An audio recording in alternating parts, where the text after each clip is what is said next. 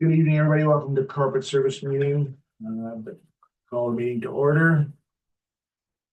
Moved by Donna, second by Jason, that the corporate service meeting be opened at 7 p.m. All in favor? Carried.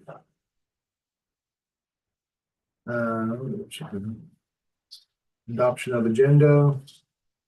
Moved by Neri, second by Donna, that the agenda for the corporate service committee meeting for March 11th, 2025 be approved. Chair, if I could, with council's consent, I'd like to add an item for discussion under number 6, with the topic being the town hall meeting. Okay.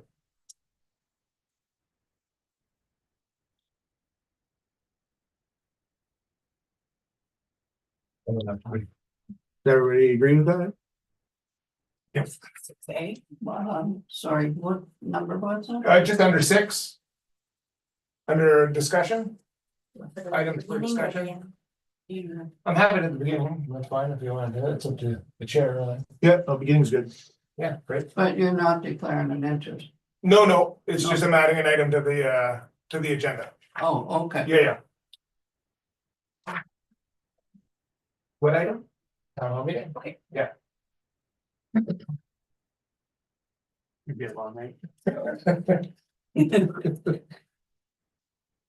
All in favor? Carried. And disclosure of pecuniary interests. Seeing none. Presentations and delegations. We have one tonight.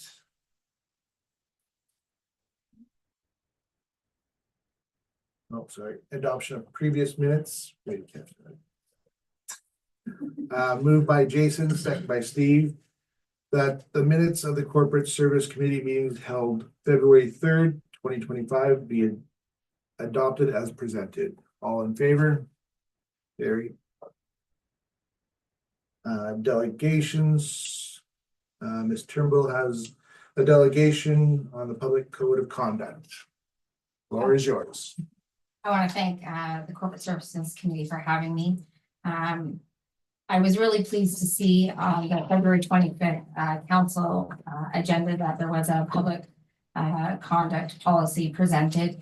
And then I was a little disheartened to see that it was coming back to the Corporate Services Committee meeting, but I am hopeful that it will have positive discussion tonight and that it will get passed with minor changes at this level and go back to council for approval.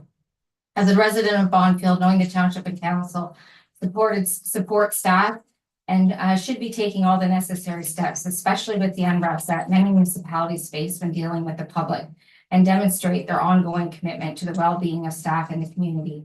And working in public service, staff in this office and all municipalities know that you're going to face upset residents, people coming in to do business, stakeholders, businesses, developers coming in. That's not what this public policy is about. Somebody's going to be upset when the road doesn't get plowed, when there's interest added on to taxes. That's not what this policy is about. It goes above and beyond that unrest.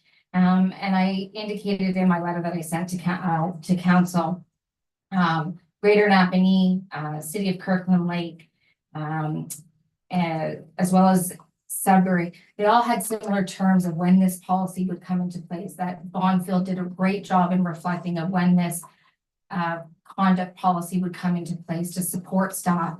And it's not about punishing residents. It's not about taking residents to task. It's about ensuring that there's a safety of the staff. Under the Ontario Human Occupational Health and Safety Act, it's an employer's duty to take steps to address and prevent workplace harassment, including from the public, and have a reporting process in place. So it's not only this policy, but it's the law that we should be having this in place. And as a council, you're demonstrating to the staff that you take these things seriously and that you want to have that for your staff. The public conduct policy provides a necessary reporting module, but it also complies with the Act. The Township of Bonfield's workplace anti-violence and harassment policy also supports this policy.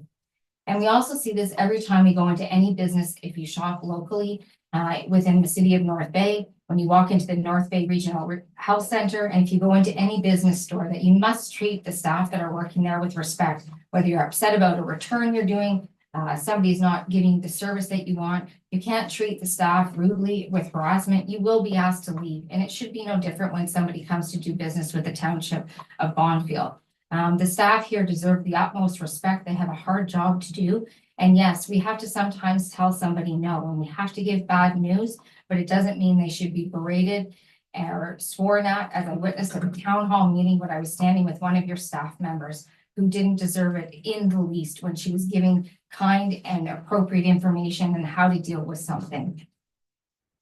In the most recent article, Municipal Monitor, which is put out through AMCTO, which I know the Township of Bonfield is a member of, Annette Gill, an article of the challenge of incivility in the municipal world. She's a CAO, and I believe it's for the Township of Bon Cheer Valley, and I may not be pronouncing that correctly. In 2025, the need for resilience and work in public service has never been higher. And I just highlighted some points in here. So these are her words, not my words. The people are worth it. The people out in our community, but also the people that we work with. And we need to lead the community with kindness and continue to build the trust. And I saw at the town hall meeting, all of you trying to build trust with the community, from the staff members of the CAO and all of the council there. And I commend you for it, because it was a pretty challenging task. I attended the meeting for most of it, and I appreciated the information that was out there. And I do believe many of the people in the community appreciated it as well. So thank you for that. It is how your organization can support local initiatives against the incivilities, or the ways that you can advocate for policies and promote respect in the community, respect in the public discourse. And your public conduct policy does that. If we want to have a healthy workplace and a healthy society, we need to make those changes together to step forward to foster and rebuild communities of trust. The policy does that. She also uses the words of Laurie Buchanan, who's an author, and she wanted to borrow these words, and I'm going to use them as well. Whatever you're not changing, you're choosing.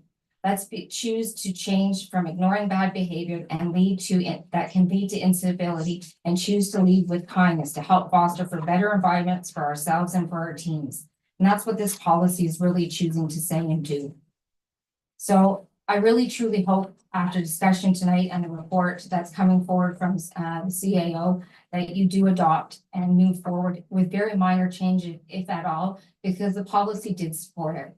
I know the article that came out in the Bay today indicated there are not municipalities in the north that do have this type of policy, but there are. And the AMO, the Association for Municipalities of Ontario, currently has an RFP out looking for an organization to create a toolbox for all 444 municipalities in Ontario, to develop a toolbox to have resources out for all municipalities to deal with incivility. So it's not just for our township, but wouldn't it be great to be a leader, to provide a policy that other municipalities can look to borrow some of the context, some of the information to use for their municipality, and be a strength for other municipalities that are going through some of the challenges that we may have gone through. And wouldn't it be great to not have to pull out this policy at all, but for staff to know that they can rely upon it if they need to. I appreciate you listening to me. Thank you very much.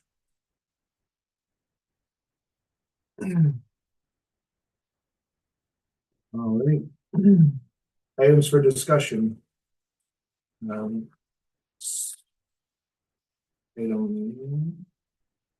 4, first, Jason, you're gonna write it down, Hall. Sure. Thanks, Chair.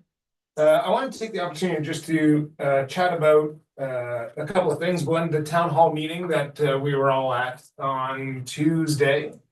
And quite frankly, it was great to have a really engaged electorate. They're clearly engaged in the work we're doing, and that is fantastic. I was very surprised at the amount of misinformation or confusion that's out there about the bylaws and the intent of the bylaws that this council has put forward and is working on. Not only did I hear that confusion or misinformation at the town hall meeting, I also heard it at the dump when I was at the landfill, sorry, when I was attending on Saturday. There was a couple of individuals there engaging the community to sign a petition. And of course, I stopped and I had a conversation with the individuals, and what they told me that the bylaws were doing, quite frankly, was so inaccurate that if that was actually true, I would have signed the petition myself. It was so just not based in fact or even close to. They had things mixed up. They had things that weren't reality. So that is the information that was being shared. I can only assume it was shared with me. I assume that's what they were talking to other residents about, well, at the landfill as well, trying to get them to sign a petition. So I think we owe it to our constituency to pause the bylaws to ensure that for 30 days, to ensure that we as a township, we as a council can do a better job at making sure that we get our message out, that in a simple way, that the community will be able to truly understand what these bylaws, the intent of these bylaws are, what they're trying to bring forward in our community. I truly think that these bylaws are actually heading in the right direction.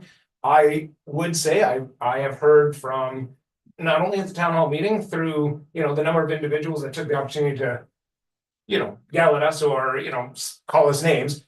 There was actually some really good nuggets of information or suggestions that came out of that. I've engaged a lot with the electorate, as I'm sure you all have, and there are some good nuggets of things that I think we could take into consideration for these bylaws. So I would like to suggest to council that we pause the bylaws for 30 days with an emphasis on doing what's right for our constituents and making sure that they have the appropriate information about our bylaws.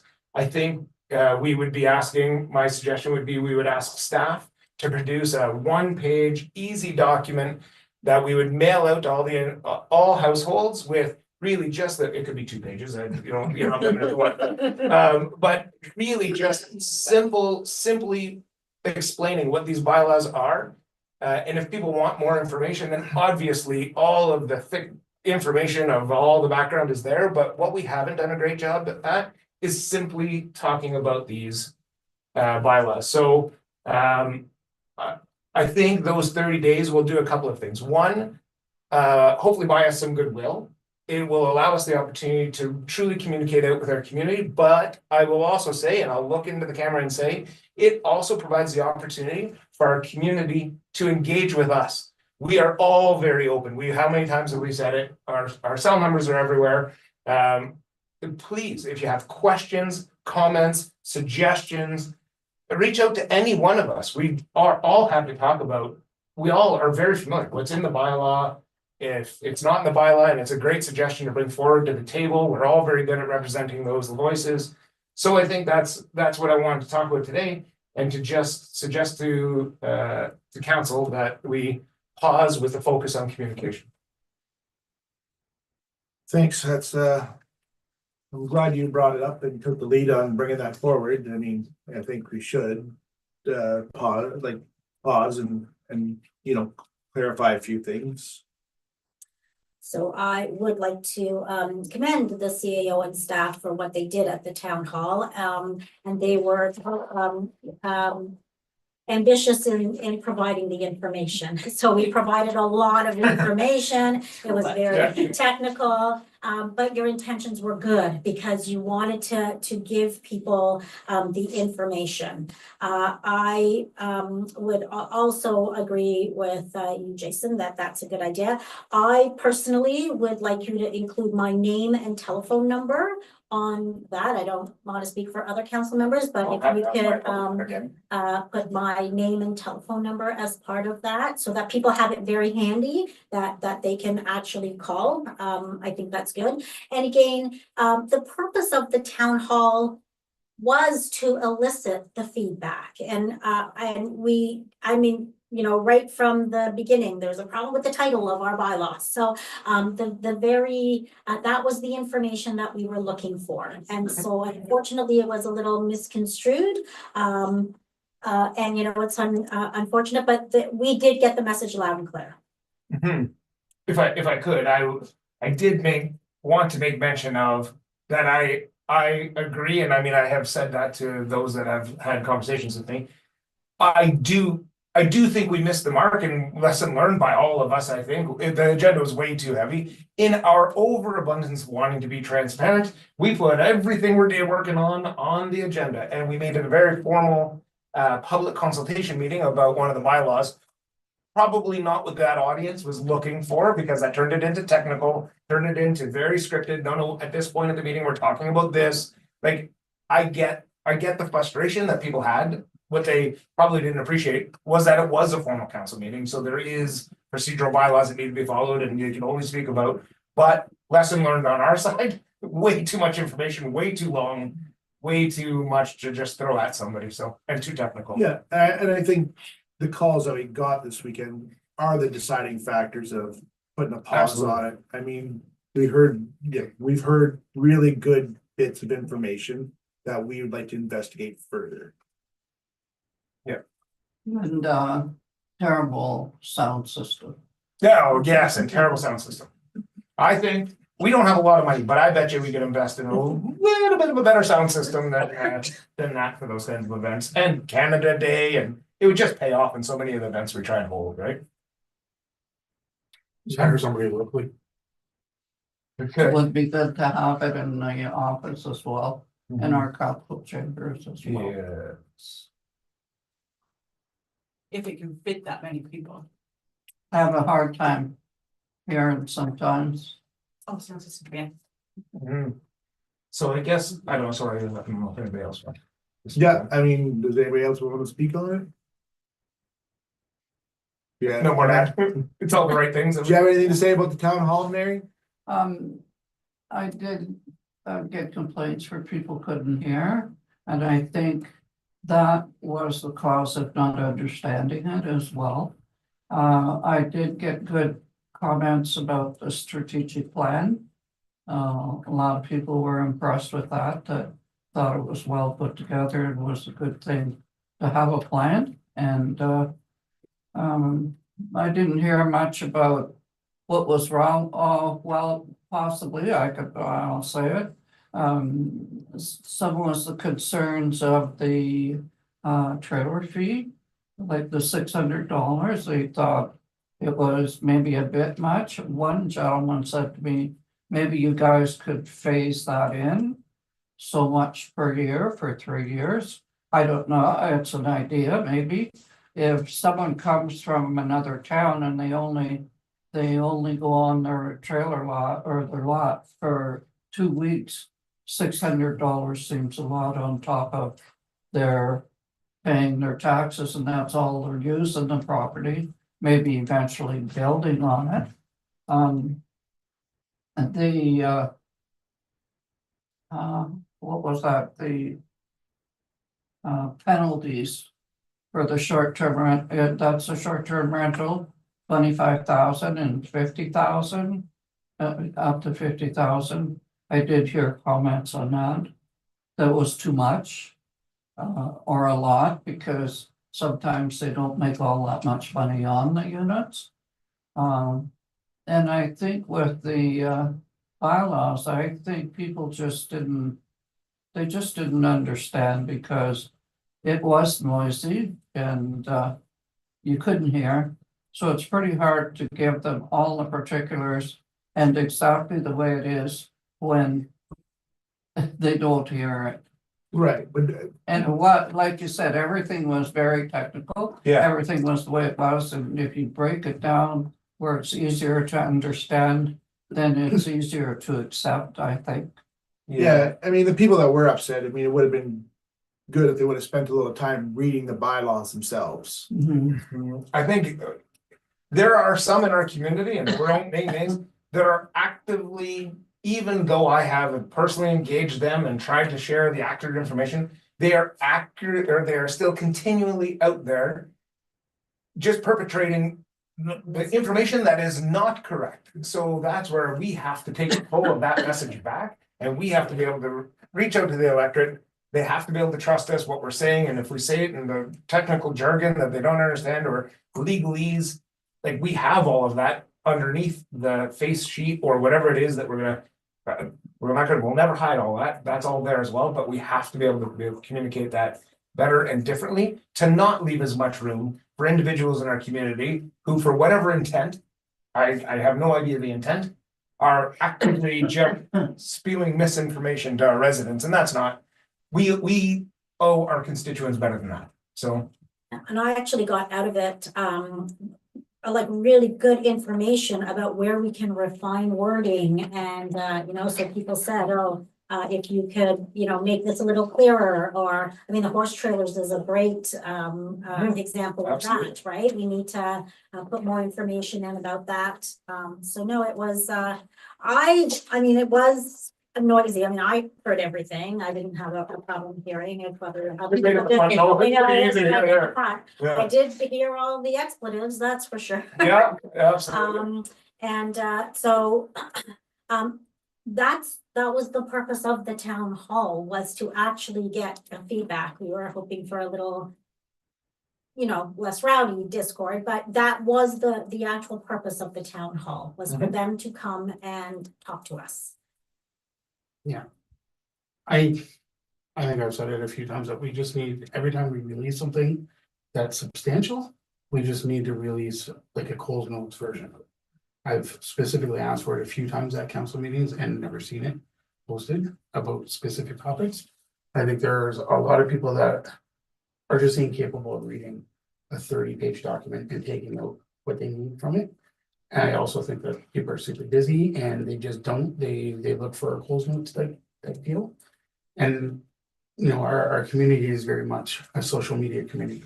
So as soon as people start putting out policies, people just follow it and they think that that's exactly what it is. And a perfect example is the $400 fee for an air conditioner. I had so many people saying, why it's 3 window air conditioners, I'm not paying you $1,200 to have an air conditioner in the house. I'm like, I don't even understand where you're getting this from. So we need to have very simple bullets on Facebook, on our newsletters, on whatever we're sending out that summarize the giant pamphlets that we're actually sending out. There was wording, I think it was in the trailer bylaw, I don't know where it was should be as opposed to must be or whatever. Leaving things open to interpretation. Yeah, I mean, there's a few things we could clean up. Oh, for sure, just for clarity and to make it easier and no ambiguity, like, I think that's all fair. So.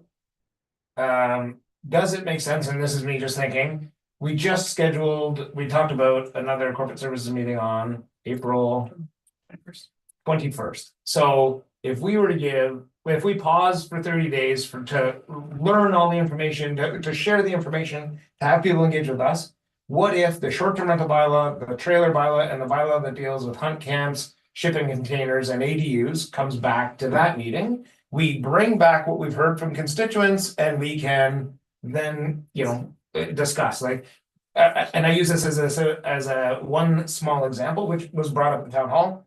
It's true, and this was my wording. I said, I think shipping containers should be painted a neutral color. Well, people are like, well, what does that mean? That's a fair point. Like, maybe it should just be no letters and it has to be painted a consistent color. So it's one color, Right. not like, we can definitely clean up, but like, hey, like, there was some good points made for sure. So definitely want to give the opportunity to hear more of those points. I spent a long time on the weekend. I talked on the phone for hours. Like, I really tried to engage with the electorate to try and clean up some of the misconception. I was pretty frustrated after the landfill that we had individuals in our community that maybe didn't know that they were saying the information that was incorrect, but they were saying information that was incorrect. So that's where I just want to make sure that we're doing the right thing and communicating it better. So, Mary, did you have something to add? I saw you had your hand up there. oh, I'm sorry, did I cut you off? No. I was going to ask Jason if he, and then he went on to say, taking it to corporate services. I was gonna say, are we going into the committees again to discuss this, or? Yeah, I think all should come back to the Corporate Services Committee. So they're all sitting with council right now. So it's now up to us as elected representatives to hear the information, and that's what we're doing. This is the public consultation piece. And then to reshape anything that needs tweaking or changing or adding. Start feeding some, start getting some feedback and give it to Nikki so she can start. Yeah, absolutely. Yeah. But I think in that corporate services meeting, it'll be great dialogue to have kind of what we've heard and again, I've had a few conversations as well about the $600. And to those that I explained, for those that are using like why it's $600, that they're paying a vacant property tax, assuming that they're not using the property, that's truly vacant. Well, they're using it 6 months of the year so it makes sense at $600. But I absolutely also heard, well, what if I use it twice a year? That's a fair point. We need to actually put some thought into that. If there's a way that we can also accommodate something like that, I don't know. Like we're gonna definitely have to talk that through, but it's a fair point. Absolutely.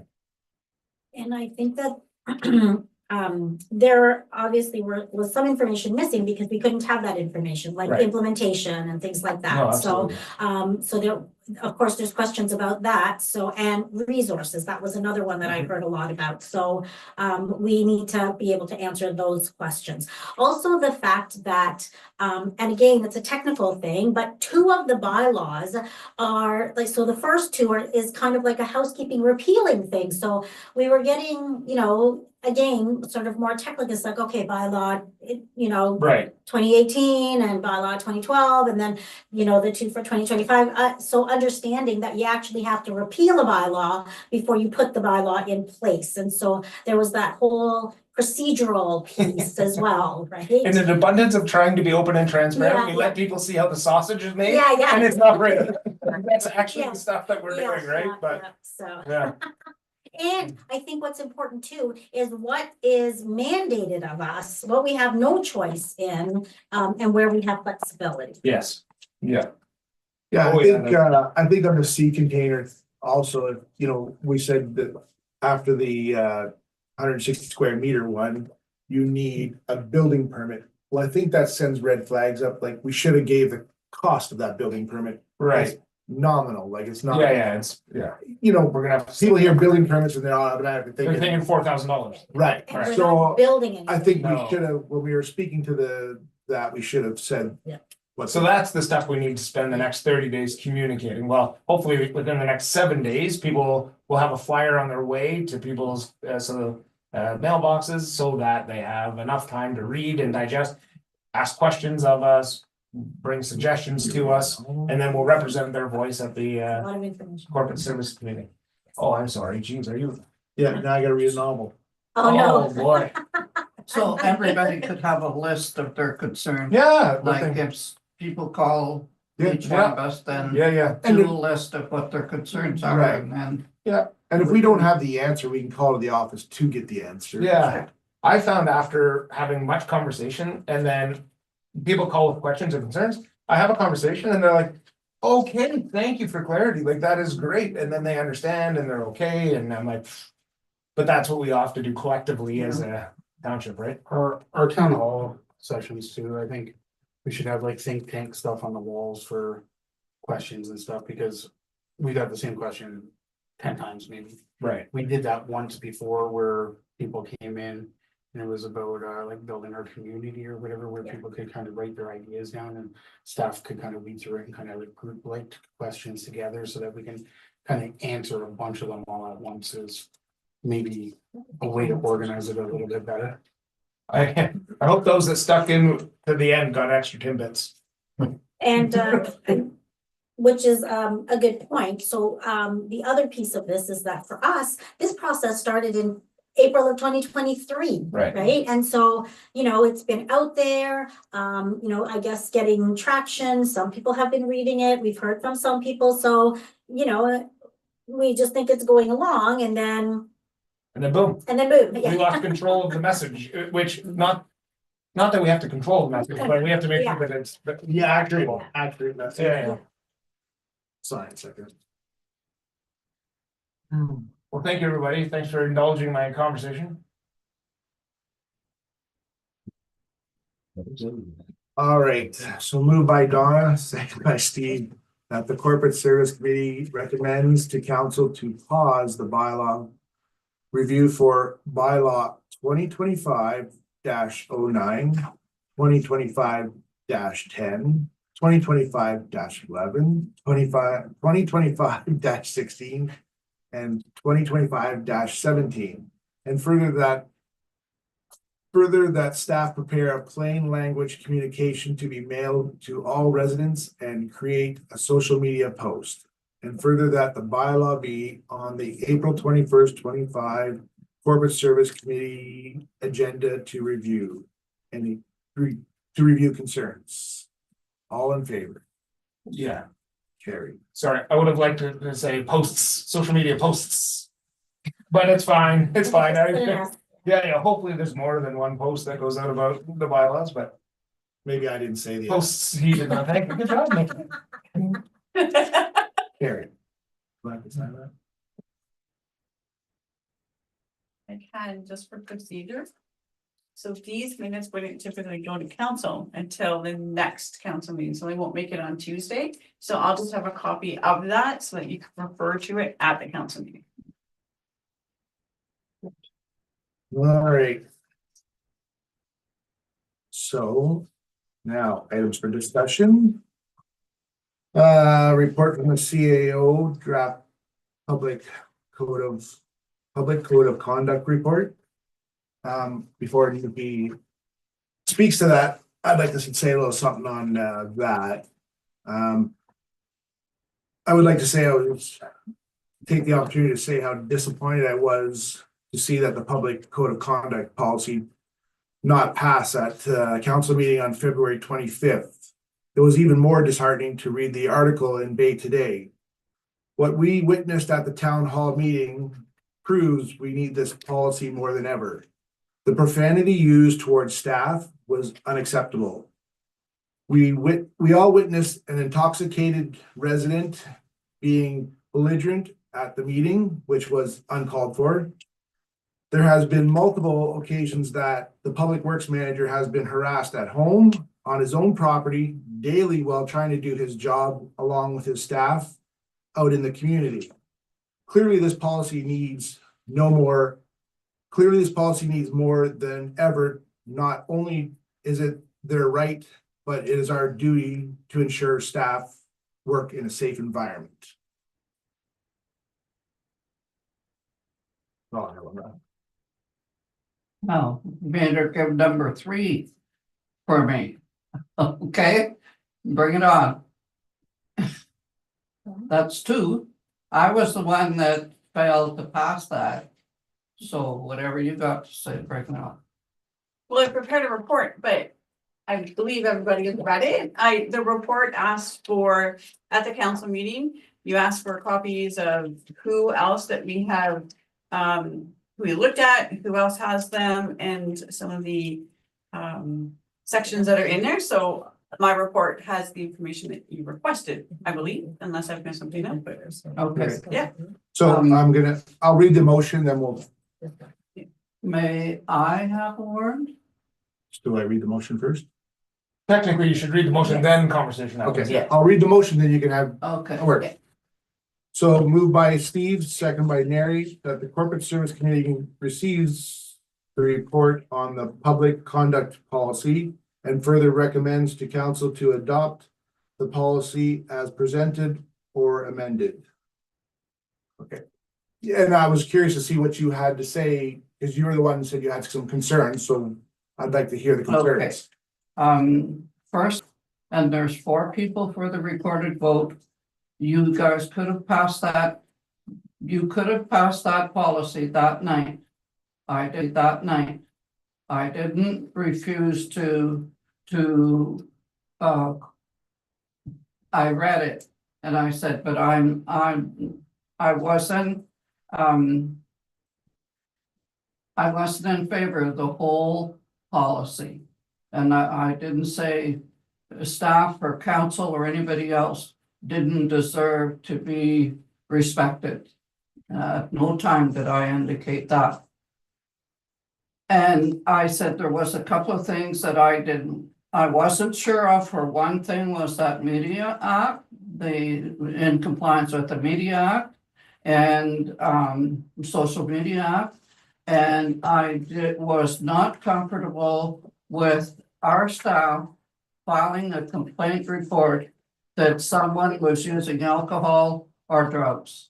And I will indicate that again, I'm not comfortable with that. If a taxpayer came in and read the complaint that someone signed they were on drugs or they were drinking alcohol, then that I feel that sets us up for a lawsuit.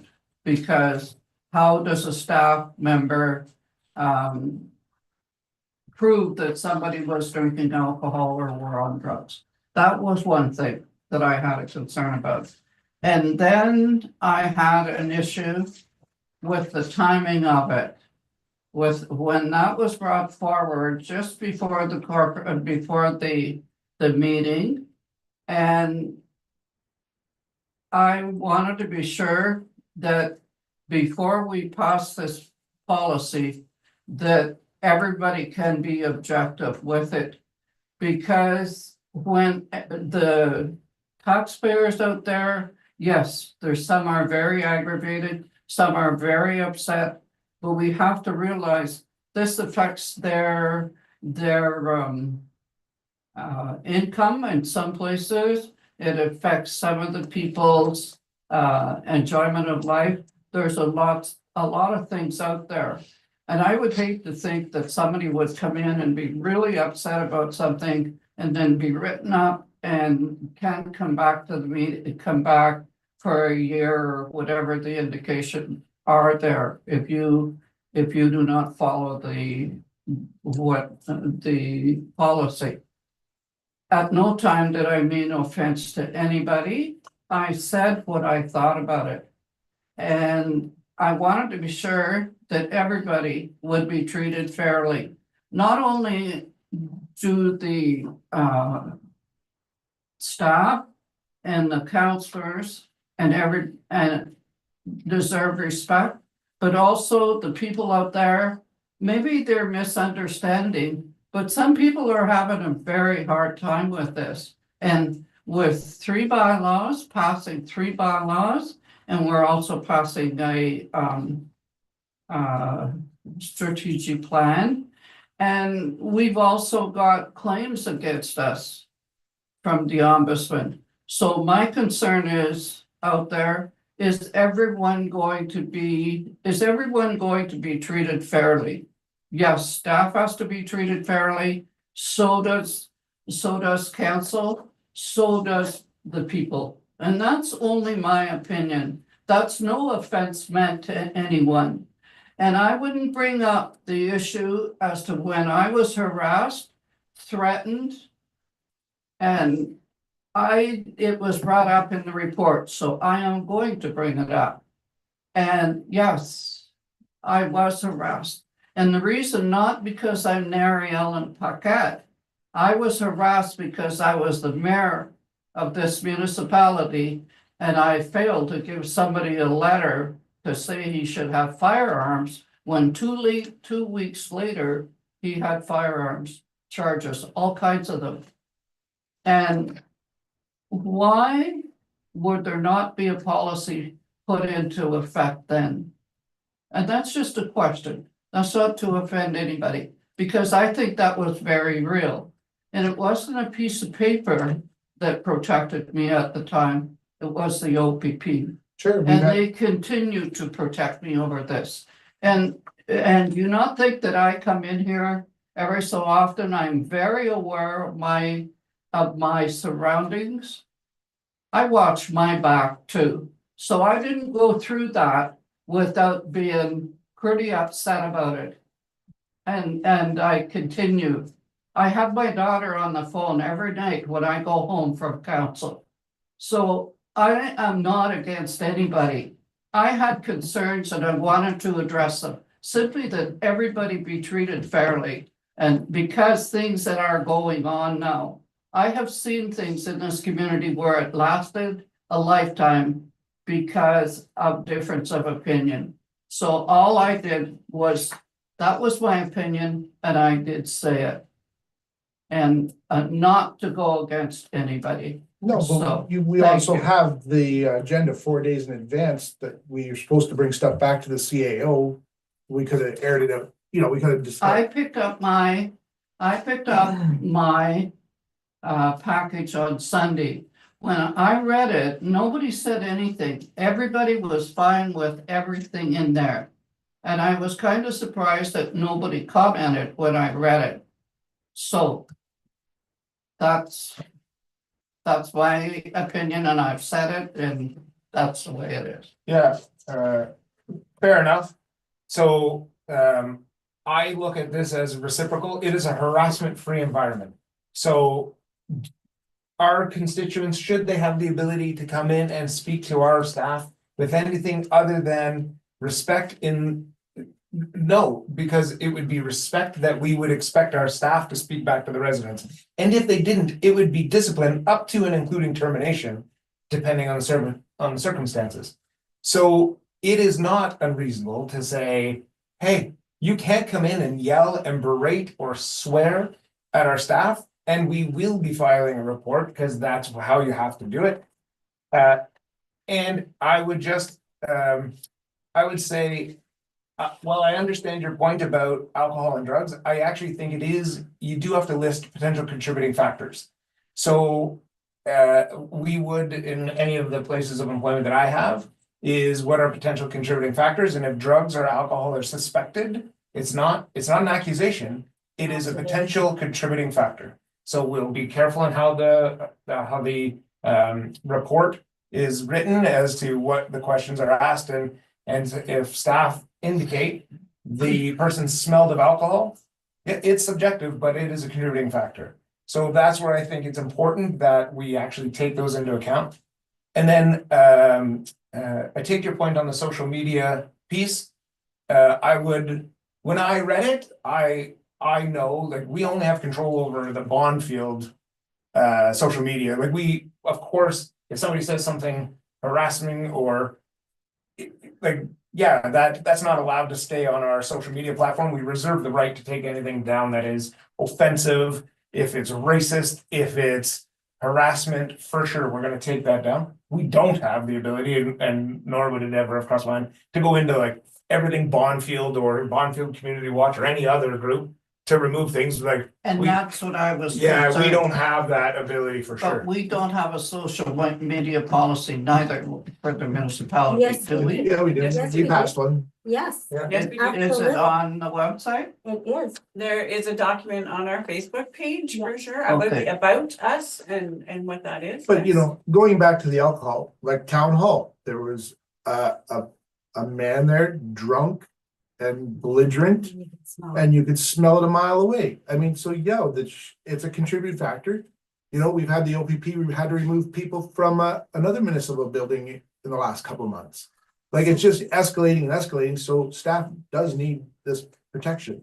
Well, like Jason said, if it says suspected alcohol, then that's different than saying alcohol. But the list, so the list actually just has it's in the incident report. So when you're filling out the incident report, this is the account of the staff. So I didn't see alcohol anywhere else in this document other than in the incident report. Yes, in the complaint, on the complaint sheet. Yeah, but again, it's the observation. So if an individual comes in and they're smelling like, marijuana or alcohol, and they're being belligerent and violent, then that's an observation for the incident report. So that's going to be, we're not calling anybody an alcoholic or anything. It is what the person has observed. If an individual comes in and they're smelling like alcohol and marijuana and they pay their taxes and they leave,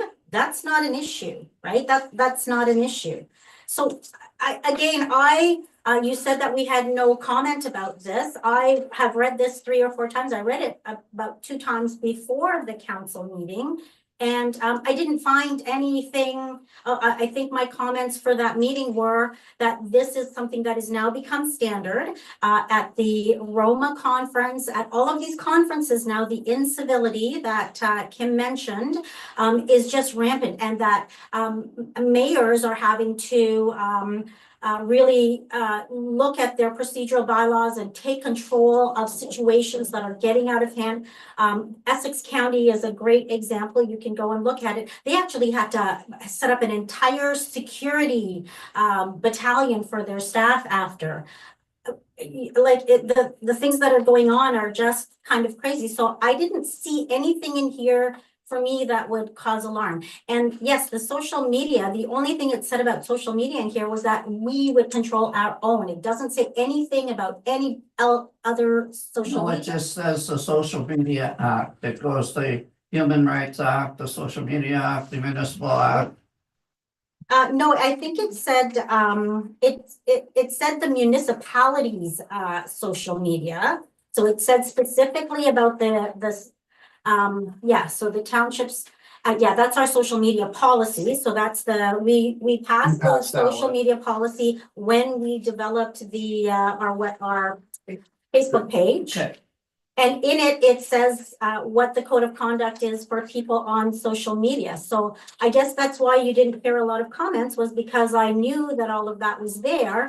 And, you know, we thought, and then for me, I wanted to give you the opportunity. That's why I said, okay, bring it here. Let's have some discussion. But there was nothing in there. I mean, we could have passed it at council. Yes, you could. We could have, we were giving you the chance but to- we were giving you the chance to say what you wanted to amend in here, and So the only thing that I can maybe suggest to Gary's point is that it is difficult sometimes to tell if somebody is on drugs or on alcohol.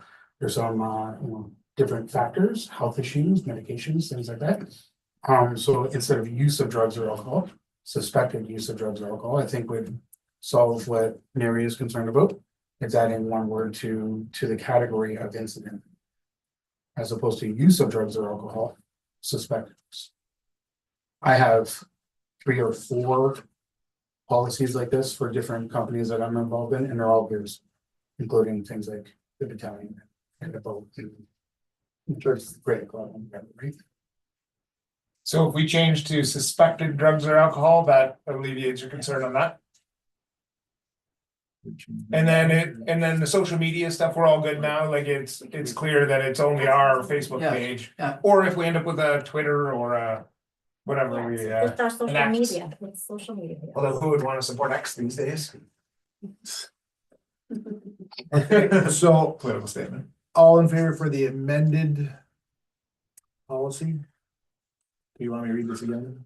Well, did we even? amend it? Well, you're Oh, gonna the change that suspected. one, suspected. Yeah, suspected, for sure. And let's do a recorded vote. Yeah. Please. Okay, The okay, mayor, well, the mayor asked for it earlier, so we Right. might as well, eh? all in favor for I'm, the amended vote, or the amended bylaw? To bring to council, policy to bring to council. Are you gonna name us? Yeah. Aye. Yes. Hi. Yes. Mary, Yes, are you a yes? yeah, Okay, see.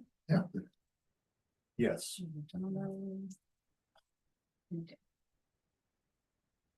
Excellent. Carried.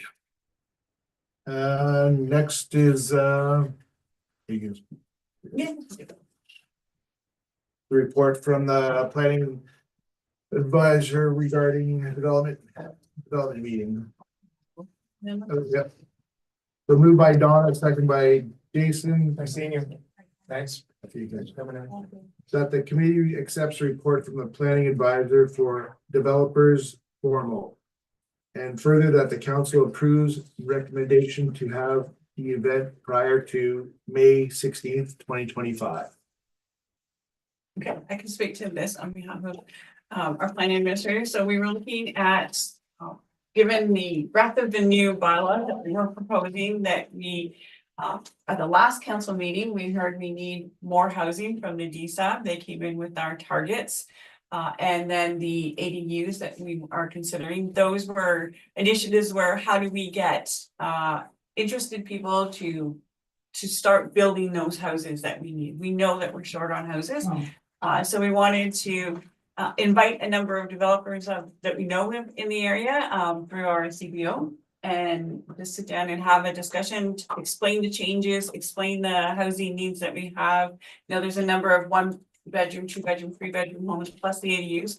So we just wanted to gather everybody, have DSAB come in, have a conversation so that they can speak to the targets that they've set, plus the funding.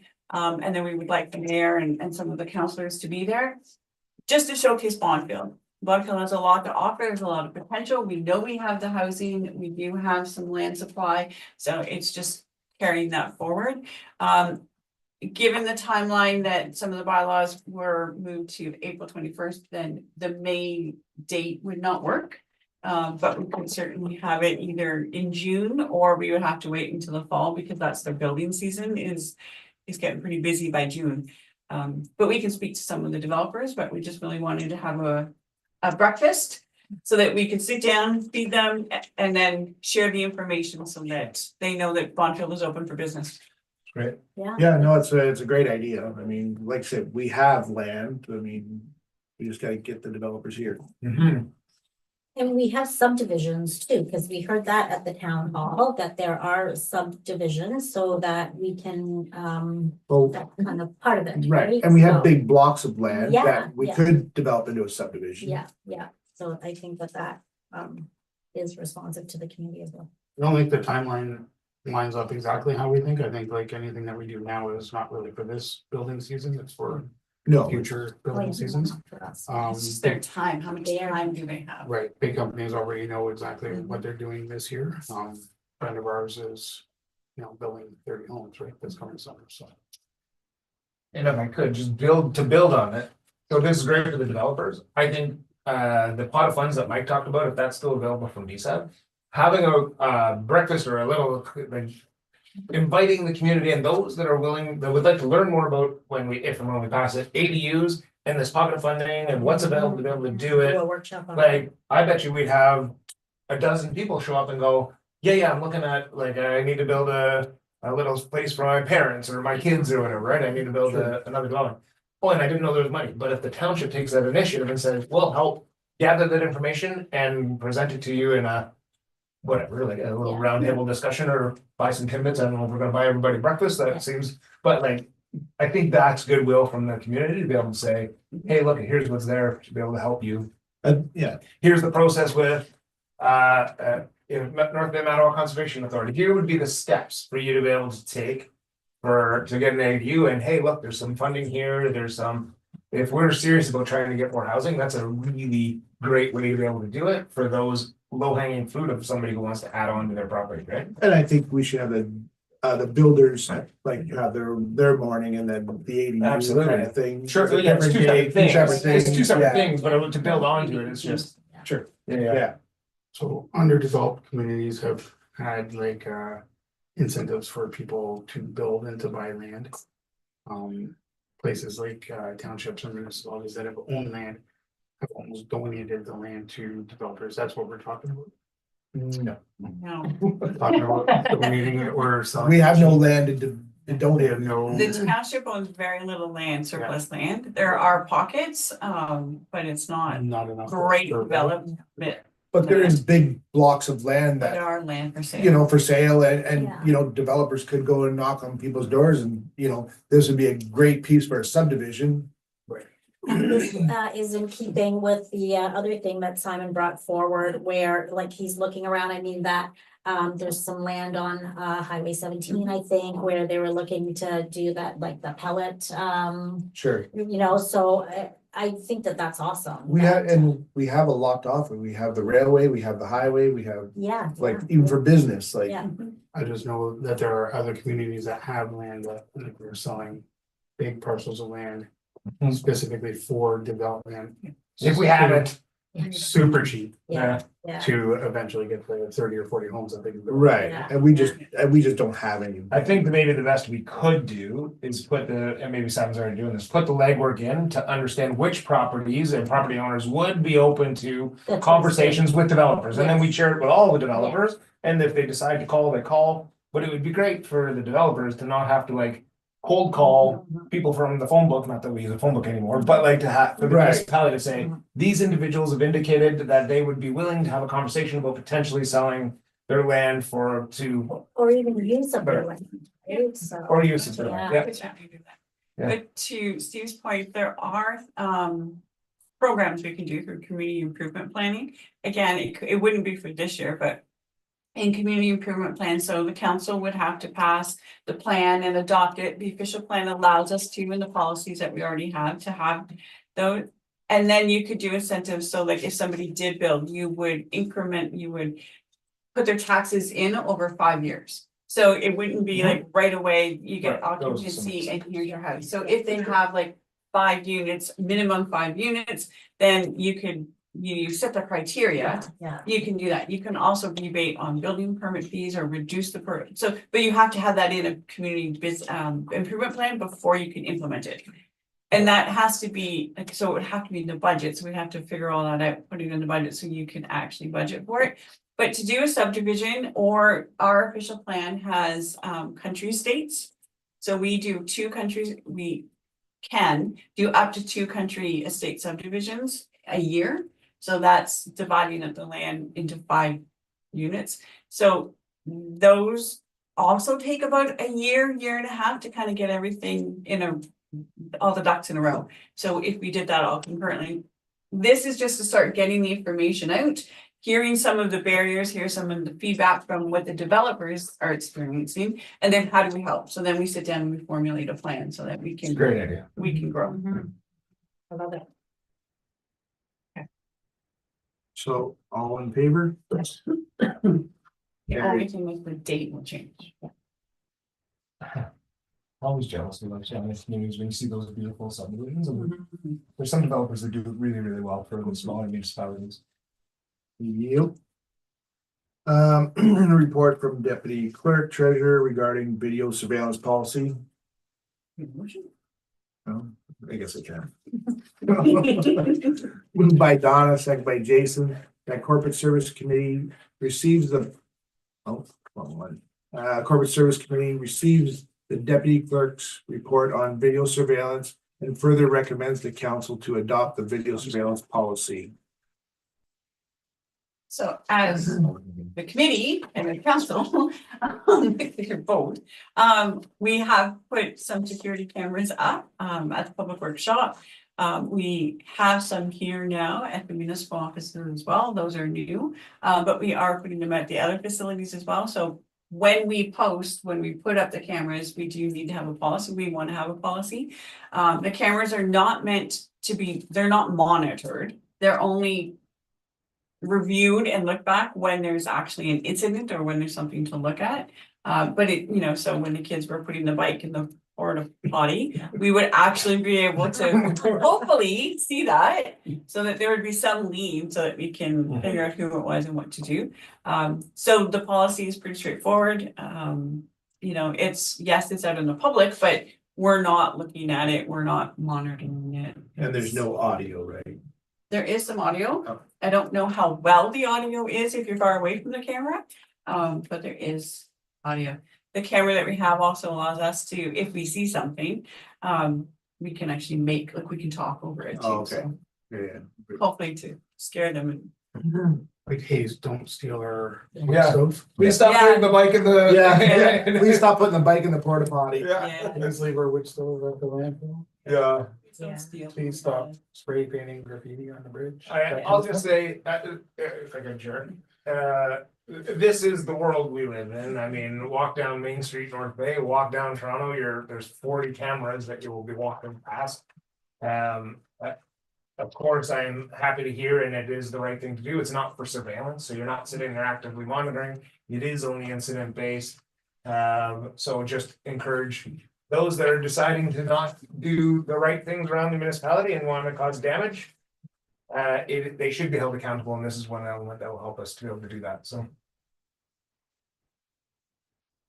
Larry, do you have anything to add on the video surveillance? No, I think it's a good idea. I like one at the rink as well. Oh, yeah, I think they should You do. don't have the internet over there, do you? Points to the rink. So we can see, Cause I know like a few years ago, the change room was defaced When it was broken Yeah. last week. and painted it over. Cause we used it during the summer sometimes and it was like totally spray painted during the course of the winter and we painted it over 2 years ago, 3 years ago, so. Look at where it looks. All in favor? Carried.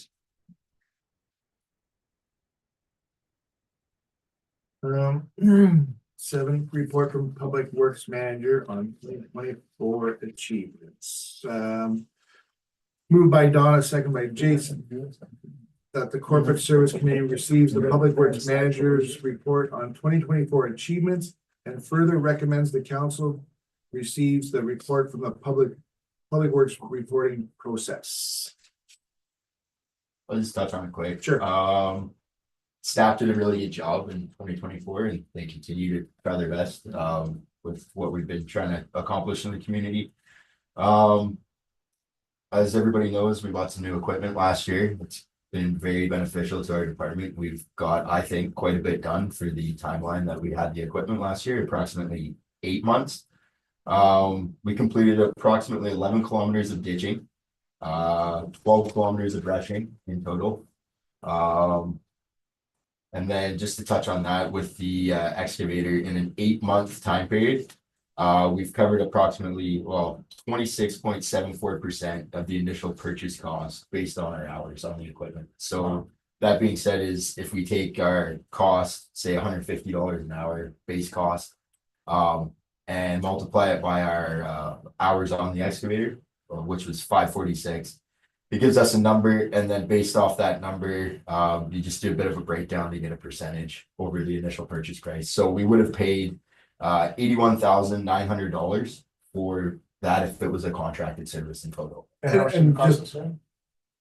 I don't have like a fuel breakdown or I mean- operator breakdown. I'm just going off the. like, Just the to touch purchase on price. that a bit, I think you kind of undersold yourself a bit because once you put a brusher head on that machine, it's worth $50 an hour more. Well, that's why I said it's a basic. Yeah, no, like- but I like mean, it's- it's, I know it. you're at $200 an hour when you're brushing. Yeah, So, yeah, no, it's a good report. I just, we did 10 culvert replacements last year. We laid a total of 6,402.1 tons of granular A quarry stone on the roads. And then just some miscellaneous stuff, staff cut over 40 acres of grass bi-weekly. They also string trim or line trim around guardrails, posts, etc. throughout the township, vehicle repairs, as well as repairs to the fire department vehicles.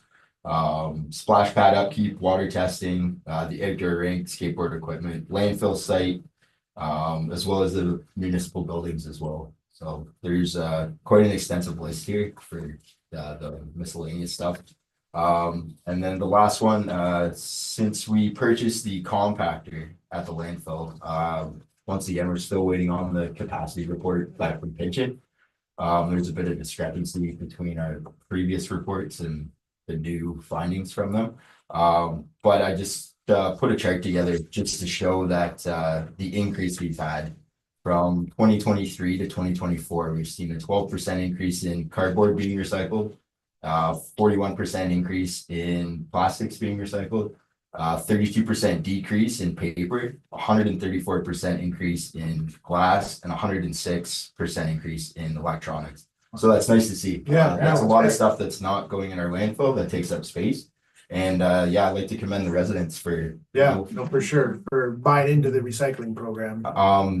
And then just to touch on the other thing with our garbage,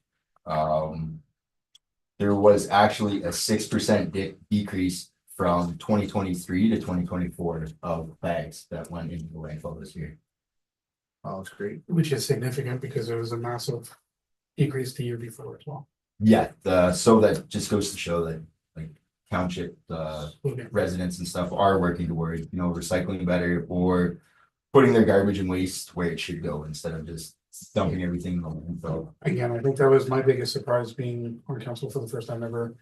Was when we were talking about the landfill, how hard it is to close the landfill.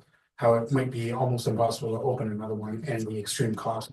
It would bankrupt this township if we ever do another landfill, so. It's amazing how you just think a landfill's there and it's there, but it not takes a there lot of forever. energy and time to make sure it's running proper to protect that asset. It's a huge asset. And I spoke to a couple residents when I was at the landfill recently, and they were more so concerned about kind of the staff and what was going on and that sort of thing. But I think it's like everybody touched on earlier, just some basic communication.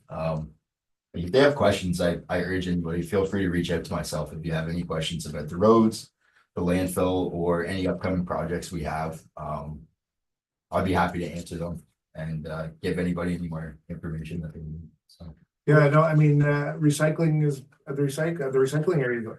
I haven't seen any, overflowing bins. They're kept put the cardboard kept pushed back. Staff doing a great trying to job. be on We top. don't have a runway to drop off our. I know we did with that thaw, that was a complaint that we got was with the runway being so soft the other weekend, but But you can't do I anything mean, about that. staff came in to clean up Yeah. and they did what they could, right? Yeah, I mean, it's the time of year. Yeah, You just can't do anything about it. it's mud season. Right. Yeah, great report. Yeah, I thought it was a great report, and I just love the fact, Nikki's gonna chuckle at me when I say this, but it's written almost to social media posts. Did you know that we cut 40 acres of grass? Did you know that we ditched 11 kilometers of? Maybe we might see that on social media tomorrow. Yeah, you're encouraging residents to reach out to you, but we're gonna be communicating so well with them that they're not even gonna have any questions. That's our goal, that's our goal. Ambitious. It's ambitious, but we're gonna Yes. try, we're going down But we some. will strive for it. Yeah. All in favor? But on this chart too, Alex, where it says the number of household visits and the number of bags.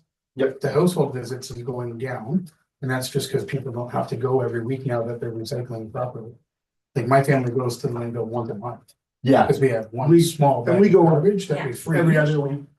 so Has to be, we right? went from 19,000 in 2022, 16,000 in 23 to 15,000 in 2025. And that's not that there's less people living in Bonko, it's just people are using the landfill less often. Because they're recycling, so they don't have to go every week. Right, you're recycling and composting, you don't have to go every week. We go once a month. It is nice though, to see like, we've tried to put a plan in place.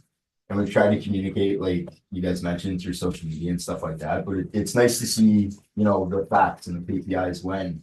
The residents do get on board Sure. and follow the plan, I so. mean, the clear bags is a big help to that. I mean, Yeah, did you see North Bay is thinking of going to Clear Bags? and was it Sudbury also? Assuming we're going to We're clear. ahead of time. We took a little bit of heat for it, but it was the right thing to do. I believe it was Council Featherstone that brought that forward, and that was very good thing to do. Well, I mean, All right, credit's due, yeah. Who? didn't it? I've got a Here, I'll- 5-pager and a 3-pager. To see. Oh, wait, it's already Oh, there. there's three Oh. different Oh. things. So there is. Oh, I have one up to 3 from 6, 1 o'clock.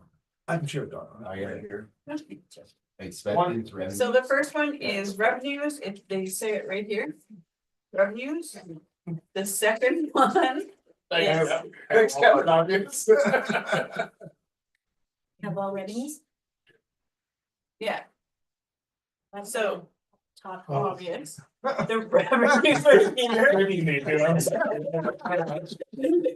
Wow. Government. Section of persons and properties. So I don't know that we'll get through all three of these budgets today, but they're here, based on. So we've looked at what last year, what those totals are versus what the budget was, versus some of the things that we know that we're working on to kind of plug them in for 2025. So on the revenue side, we are still looking for, we have all of our numbers from OCIF, gas tax, and the North, they all go to the capital portion. So we know that we are getting 694,000, that's on line 215. 694 in the Ontario Municipal Partnership Fund, that's with the province. So they will be. Yeah, so we'll get the same amount in 2025. I just haven't transferred that Oh, over. okay, okay. Okay, so, and again, because I'm trying to do multi-year budgets where we know that there is going to be increases, I've tried to factor them in. But we don't know the plans for all the departments yet, or, but where we do, I've turned that over. So for general government, we don't have any sale of surplus, but our penalties, and interest on taxes. That did see, an $18,000 increase. It was over the budget on that revenue. But again, this year I still left it at the 41,000 that we expect. We do have a number of properties that are in a tax sale position, so we'll be reaching out to them to try to work on some tax payment plans. There are 25 homes that are more than 3 years behind, so we will try to get them up to the 2-year and then work into a payment plan. Wow. And then that will obviously impact, Are they vacant homes? They're not vacant. some are vacant land, some are homes, but we'll work with all of the landowners. That's good. The last thing that we want to do is do that, so we'll work with whatever. Our supplementary levies, this is the biggest jump, like there was 48,000 in there. That is because we've had so many homes, and it usually takes MPAC 1 or 2 years before it actually gets onto our roll and into the taxes. So that's the difference on that one, and that's line 224. How much did you say? 48? Or 70? Well, it's 78, but we Yeah. budgeted 30. Okay. Yeah. So- So the increase is 40. So the increase is 48,000 on that.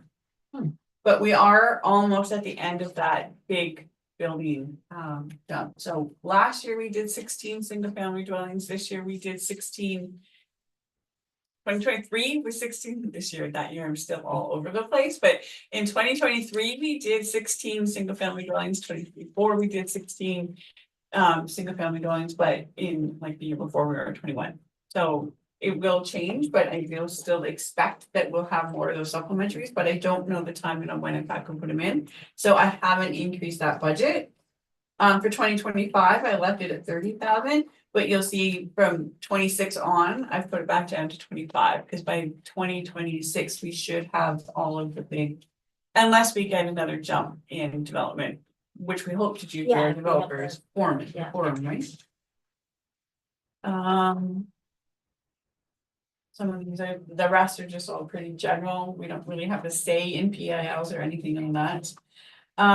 Our interest on the bank accounts, that was also, I have adjusted that, so Mine's sorry, up. that is line 232.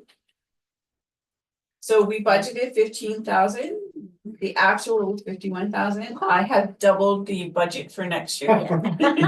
Hey, go interest rates. Yes, except if our bank account is getting that much interest, we need to start putting that into an investment, Yes, yes, right? yes, So yes. I expect it will go up, but I'd still like more in investment. Line 233 was a one-time only WSIB return. So it was supposed to, it was an overpayment from an account for an employee that was off. So they repaid us that money. But then the province said that they are going to reimburse WSIB payments from 2024 as well. So in 2025, we're actually gonna get about 26,000. Okay. So we'll use that. I think it'll go really well into the public works for sweeper and other things that we need in there. Nothing else is really off the mark on that. For revenues. The police services, we still just have the ride and the provincial offenses, so you'll see provincial offenses, we budgeted 1,000, we actually received $7,500. But again, we never know what that's going to be, so I still left it as 1,000. I think it's good to be conservative, so. Yes, in column R, you'll see that those are the 5-year averages, so I always look at that as well. So I Oh, like yeah. the last couple and the 5-year averages to see where it should play. And the fire department, again, those are all pretty standard revenues. We don't expect any different revenue from last year to this year. The fire chief will register for the MTO highway calls, but we don't get very many highway calls for the accidents. I'm surprised how low the donations are to the private building, considering the amount of fundraising they've done. Car wash and things All like that, rise. that would all go into that, I would assume. Is when they're collecting funds from the community. For the fire department, I would imagine that's where those numbers are coming from. I know in 2023, that number was from running the New Year's dance. Which we didn't do this year. But it just surprises me that in 2024, we only had $350. I know for the car wash, I dropped $150. So this donation money, I can't speak to what that other money, but this donation money are people who actually come and purposely donate. Thank you for coming to my house. Yeah. You know, or there was a bereavement one, so there are donations that are specific. They're not from the community fundraising, so. So if any of those organizations who are doing fundraising specifically for fire, should it not go through here? Or no, does it? go- I would have to look and see how they advertise it. Perhaps it was for the firefighters association, and that money doesn't have to come here. It just goes to the firefighters. So it doesn't go into the fire department. So sometimes they'll raise funds and they'll save up and then donate something to the township. I'm not aware of anything currently that they're working on to donate to us. If they're donating stuff to the township, like a piece of equipment, that should come through us because now we have to maintain that. But there's a process that they have to follow in order for it to be, for them to donate it to us. Okay. But we haven't had any donations. We've not had any donations. I just thought those numbers would be reflected there. Yeah. No, seriously. So building departments. Our revenues were 65,000. You'll see later on that our expenses were 99,000, so we're about 67% cost recovery. Isn't that the number we were shooting for? Well, Yes. we want 70, but 67 is good. We would like 100, was that like a? Well, yes. But we also want development. We also want development. Yeah, 70 is a nice number, so, yeah, so again, we're kind of expecting, you know, I more than last year, like. We want to do a lot of proactive development and consultation on that, so I'm still increasing the budget a little bit, but. We never know what we're going to get. And then under medical center, the province, and I'll bring the medical center budget to the medical center committee. That's scheduled already in April. But the province does pay 44% of the doctor's wages to the medical center, so this is reflected in these accounts here. So you'll see now that we have 2 doctors, that number is drastically different. We've had preliminary discussions at the committee that any surplus would go into a reserve or be used for capital purchases at the medical center. The township has to contribute something into the medical center, so we're looking at that. We do hope to get a reserve so we can Why don't we start put some doing capital. mints in the receptacle? Perfect. Yeah. Or fix the flower bed that's falling over. Right. Is it fine? Okay. The retaining wall is, Those. yeah, We haven't got there yet. you know, I'm just. It's early in the spring yet, What have you been? but let's move it. Nothing occurred in the game, so. I wasn't throwing that one on I you. would say your report says otherwise. Cemetery is pretty standard, in there as well. That's our health services, and then we get into public works. So the OCIF grant, we get $100,000 from the province every year, for capital purchases, typically, or for work in public works. So we take 30,000 of that and we put it into the operating, which typically goes to the travel program. And then the other 70 stays with the capital purchases. Or capital work, anyway. We did apply for a grant again this year for a summer student. We've not heard whether we will be successful in that yet or not. But we will hire some summer students. Numbering system in keeping with, we're just a little bit over budget, but if there is a trailer and people start to use their vacant land, they will need to make some entrances. So I did increase that just a little bit, as you can see. Public Works permits, those are for the overweights, permits or. Yeah, there's some entrance permits in there too. So leaving that pretty much the same. We were a bit shy of the budget last year, but leaving it the same. Like, why do we have these overweight permits, like? Not many municipalities do, like, are we talking like hauling in half loads, full loads? Yeah, half load season. Yeah, I mean, we're still destroying our roads for what, $25? What's a permit? It's 125 now. As Most- per the bylaw last year. Most Yeah, people don't pay it. wait, I mean, I will say there are a few contractors, local contractors that do use the roads all the time and they call me all the time. They'll buy permits, they don't mind. But it's mostly, in my opinion, the log trucks or the weekend warrior, people going to their cottage, they don't care, right? And I've spoken to the MTO regarding this before. They've had somebody out, but like they said, It's there's getting one less. person, right? right, but I just feel like for the money we bring in, it's not worth damaging our, like, Yeah, the cost benefit analysis is. I'm not saying it is or isn't, I'm just saying, I'll be blunt, like, people aren't gonna follow the rules anyway, right, you know what I mean? Yeah. So, that's fine, yeah. they're, Yeah, so may as well make some. Yeah. right, the honest people, it's like Yeah. leaving your house unlocked, Yeah, yeah. right? Like,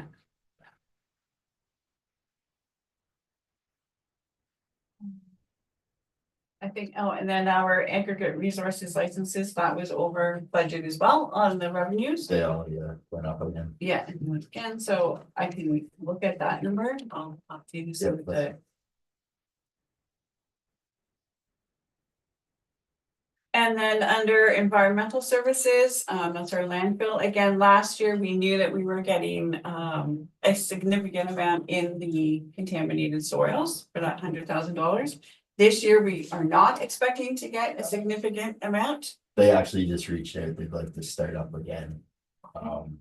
But once again, I'm waiting for the capacity assessment so that we can calculate how much more material we can hold without putting a massive indent in our lifespan at the landfill, because as Dan knows, all that stuff needs rotated and, Yeah, you know what I mean? yeah. you gotta Staff flip it, hours, Yeah, and equipment use,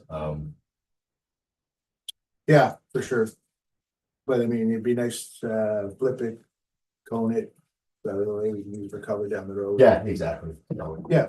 And like I said before, I think the summer season will probably where everybody's gonna see the compactor actually do what it's supposed to do. Right, It's pretty soft this time of year in there, right? So yeah, you have to let it you dry don't out. get your compaction and stuff like that, so it's something to look forward to, I guess. So our landfill tipping fees are drastically different than last year, but we'll look at what that's gonna look like. Yeah. Recycling, again, that was our WDO. We did much better in recycling, so we did get a higher return than we thought we would. Is it paying for itself, though? It's not. So Never does. So moving forward, you're gonna see an actual bigger impact with the new rulings coming through. Because I've got a meeting scheduled actually with Miller to go over the particulars of our contract, because we are bound to a contract with those bins, and the government has mandated us, like the provincial government has mandated us to switch contractors So I'm sorry, how long is the contract for these bins? till 2026, I believe. We have to break the And when contract. did we make this contract? I find that out in my meeting tomorrow, Okay. so. I know you didn't make it, but No, I've got, like, that's why I scheduled the meeting with 'Cause I'm- Miller, because I'd like to go over, I thought we owned bins. They're saying we rent to own on one bin, but the rest of the bins are all just rentals. So when they leave, or if we break the contract, because GFL is taking orders for Miller. Right, so Right. you're kind of in a weird situation because GFL is taking over, Miller's already got the contract, but it's not, we have no say. Yeah. Right, so the provincial government's saying, okay, GFL is getting your contract. Is there any negotiation on price, though? Can we negotiate the price, or do they For what? just set the price for the? GFL. Yeah. no, it's all set. Separate. It's usually, so it's supposed to not cost us anything. Yeah, But it's not revenue neutral. They're only paying a portion too of our staff. wages Yeah. to work. Their So how business is essentially. this helping us? That's the province. Yeah, And from what I'm hearing in the industry is it's not going well, like bins are overfilled, they're not coming to change them. Because that was a concern I had, as everybody knows, we typically fill 2 cardboard bins and 1 plastic, glass and cans bin per weekend. And they wanted to cut our bins down to 1, 1 and 1, which I said, it's not gonna work. But they're supposed to, the infrastructure you have, they're supposed to replace. Correct.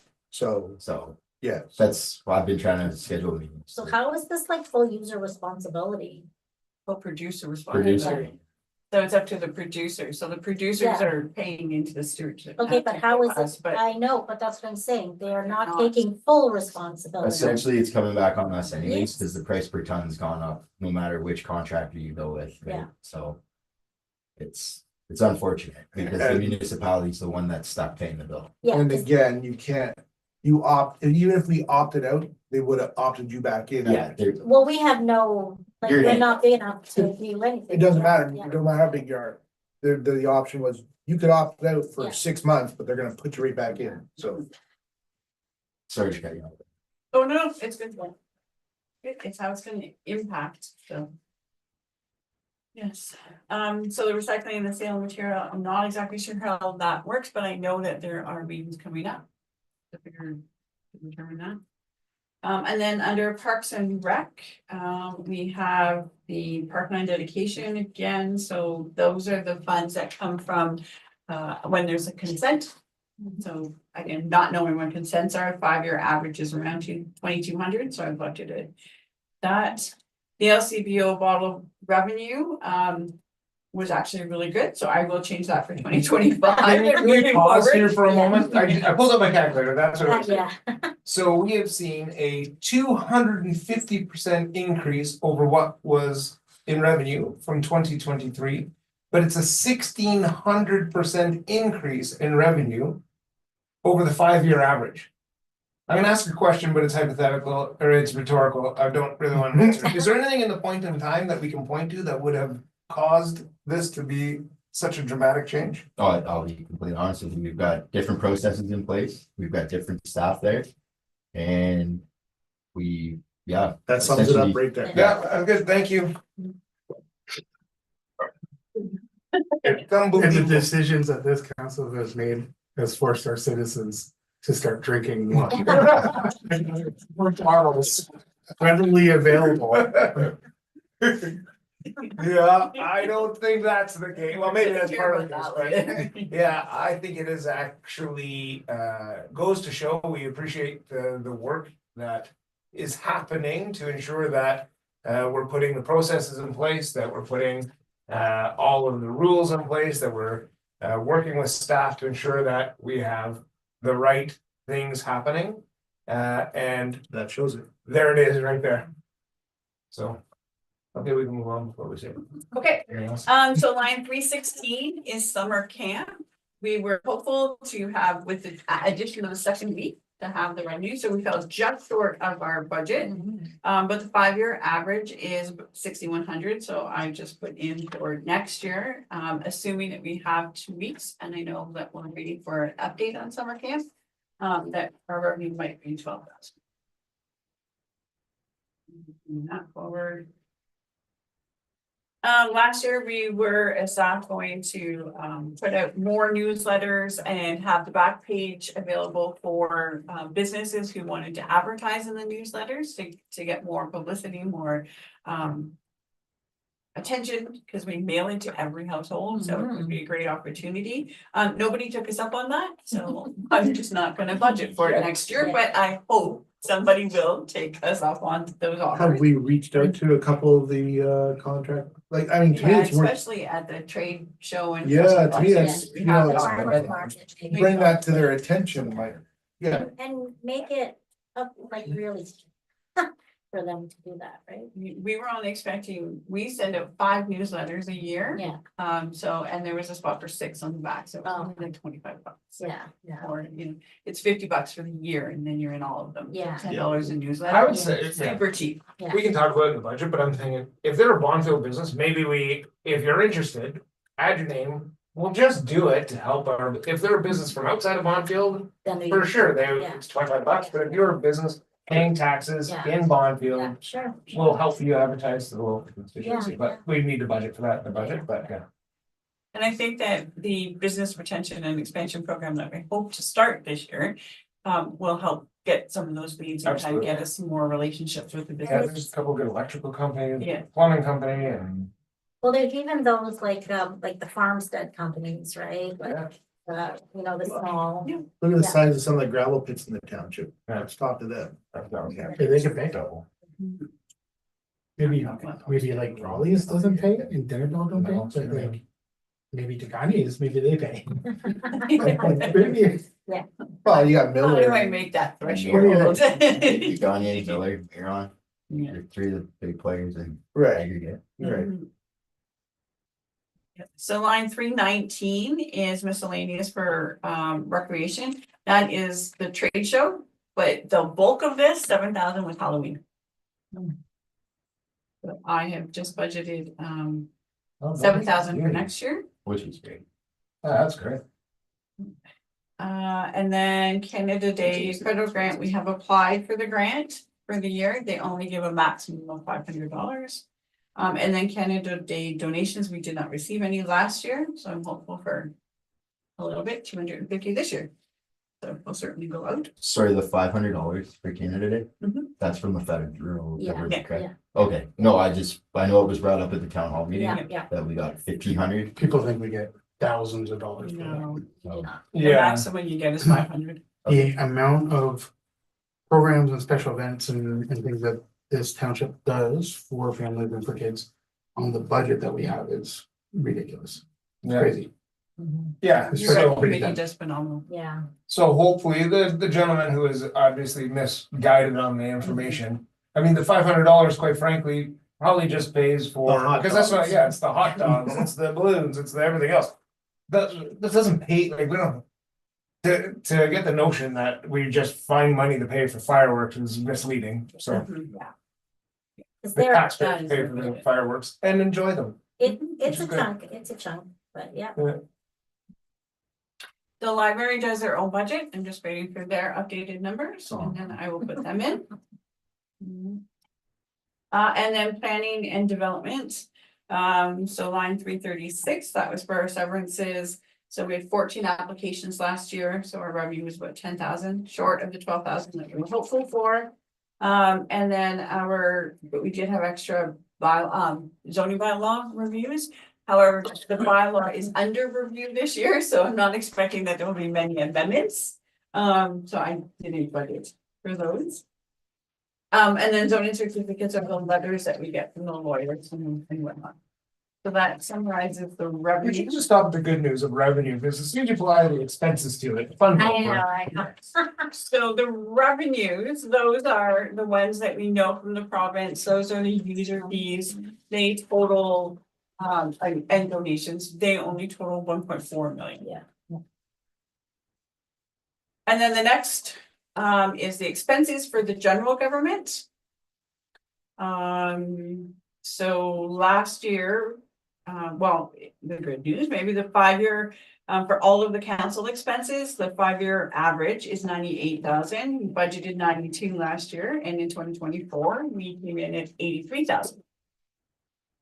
So this year in 2025, we are budgeting 89,000.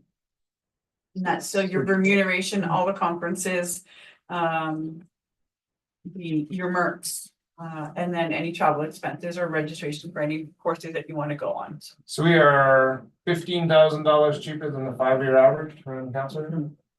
With additional expenses, that's pretty great. Look at all the stuff you go to. Yeah, and But you'll see that, sorry.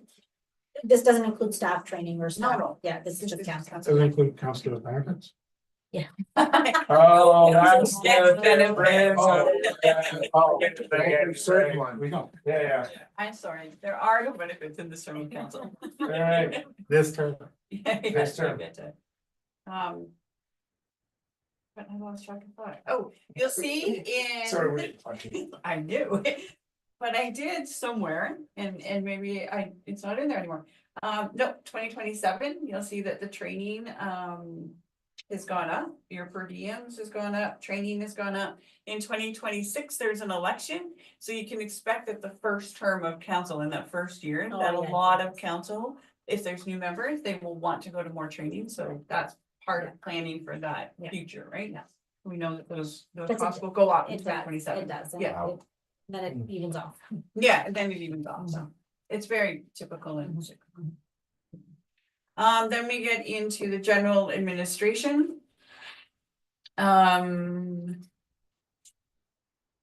salaries, so whenever there's salaries in any of the, accounts in any of the departments, we know that we did a new collective agreement this year. And it's a 5-4-3-3 for the next 4 years, so that will be renegotiated again in 2027. So this reflects those increases. In all of them, the 5%. There are changes to the CPP that we had to take into effect.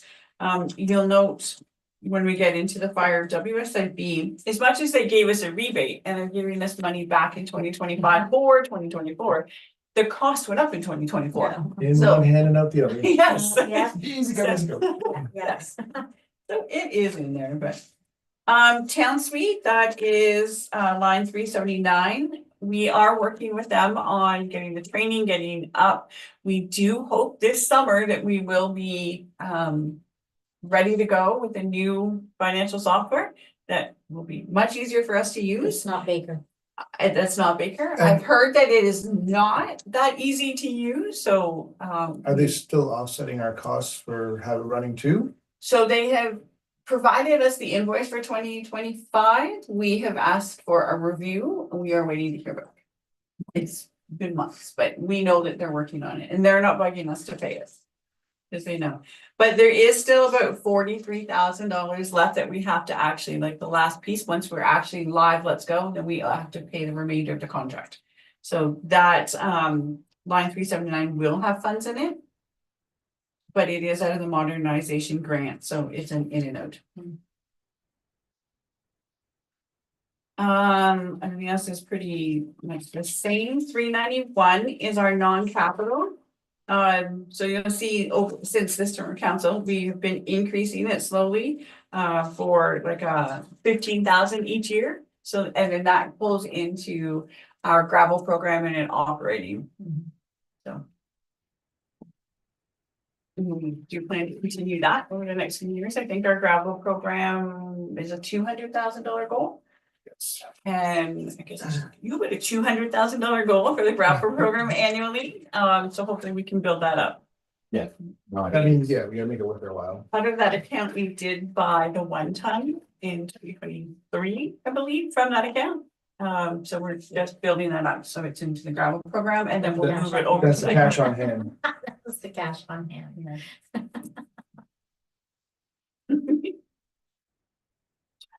Yes, thank you. Line 392, again, for each department, we're gonna have computer IT support and those costs have increased. So the company who did our IT in like for the last number of years, they closed. So we went to an RFP for IT services and it is far more expensive, even though they were low bid, far more expensive. So you'll see that we're increasing that to reflect it. In 2024, you can see it's well over budget. That was the transitions over and then having the new company come in, do the audit, do everything else that we need to How have many done. year contract have we signed with that IT service for? It's a 3-year, but we need to give 90-day notice. We only need to give 90-day notice? Perfect. That's absurd. I'd love to, like, Yeah. I mean, I don't know what we asked for in the RFP, so to say it's absurd is not super fair, but that is a very high number for IT support for this small of an organization. So- Some things- And that's just some one things are- department. Oh We feel my the same. goodness. We feel the same, so we have been monitoring and looking to see what happens. It does include, like the emails and but there's another account in here for emails too, but we are definitely reviewing. That's It'd be unbelievable. cheaper to hire somebody.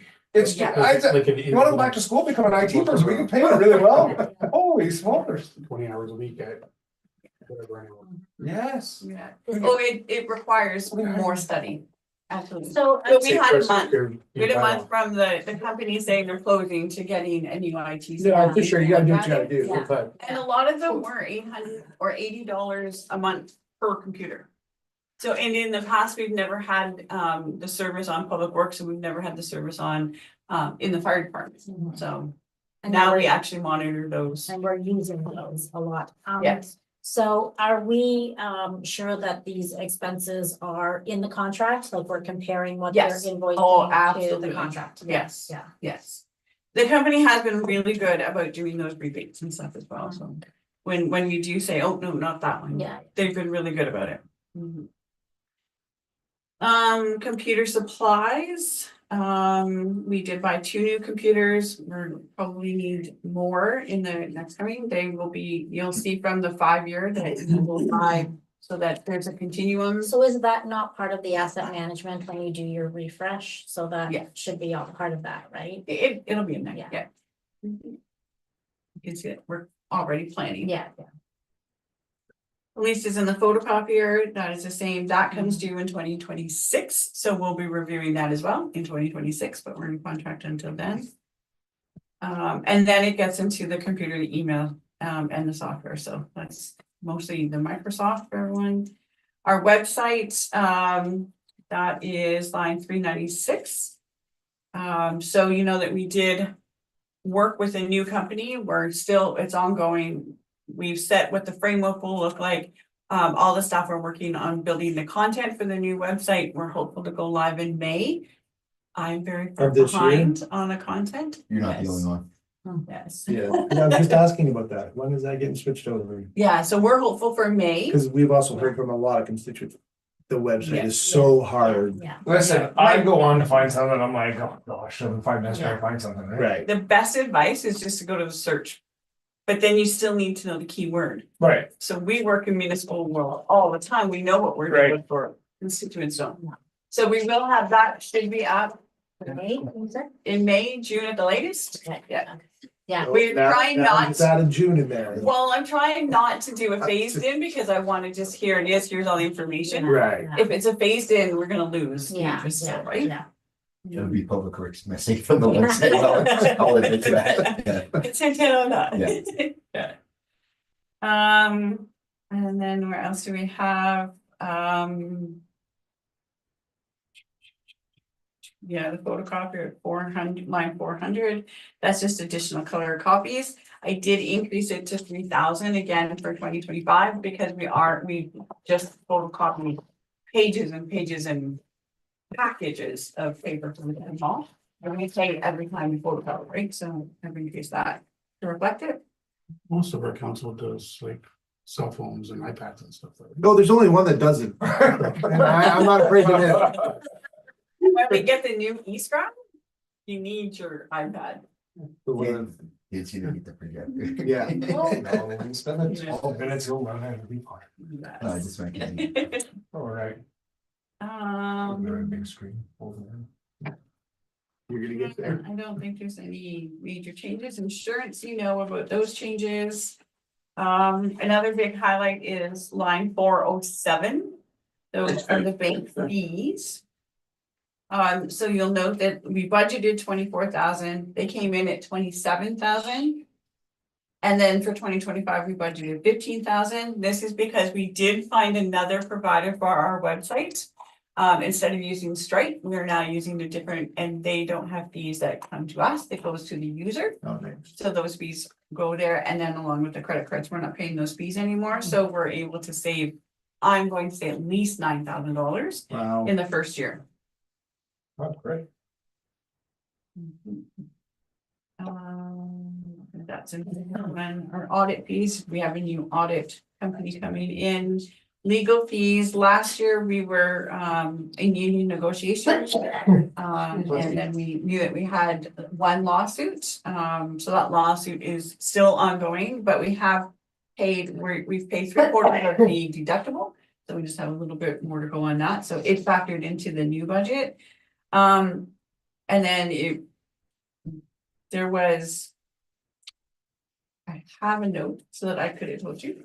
But we did have a number of legal fees for the trailer like for all of the bylaw reviews that we've done, as well as for HR. So we did have some grievances and we had some other HR issues that we did need to have consultants and legal for. So those are reflected in here, not expecting as much in the 2025. So those budgets kind of reflect that. So they're going down. Asset management program, so the 4,000 that we did spend, sorry, that's line 412. That is our citywide renewal, and then just some odds and ends in there. This year, we do have to have it done by July. I do want to hire a consultant to do that, chartered accountant. So I factored that in and then along with the other, so it will be done. Integrity commissioner is the next line, 413. So we budgeted 15,000. We never know if there's going to be an integrity commissioner complaint or investigation or not. There was one, and then there was. I wonder who that was. Then there was some other. But I did budget. So the 2024, we did do training already in 2025. So that's factored in. So that increases our integrity commissioner. Budget as well, but I think between legal consultants and integrity commissioner, we're washing. So we're not really seeing a major increase on that.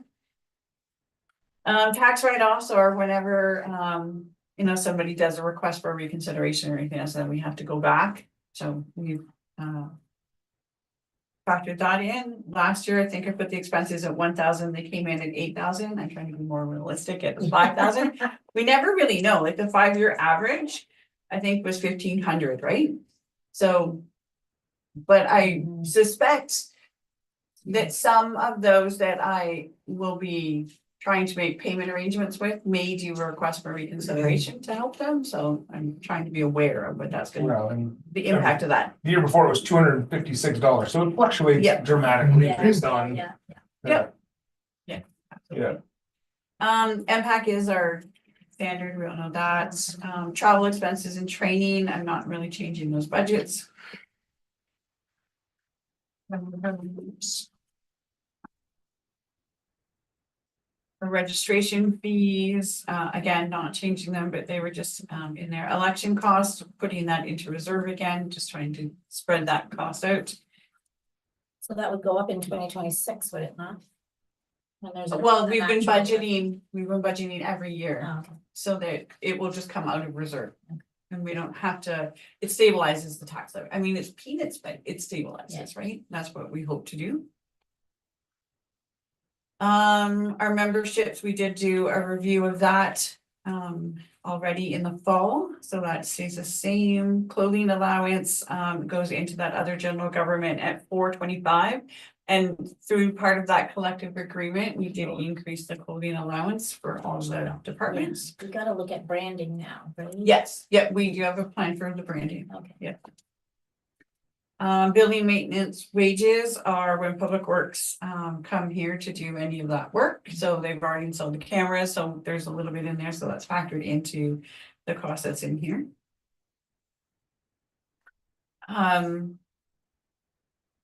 The hydro on all of the accounts seem to be up much higher in 2025, so there'll be a review of that throughout the year so that we can try to look at what that's means for us. Those numbers are for all the sites? No, at this office.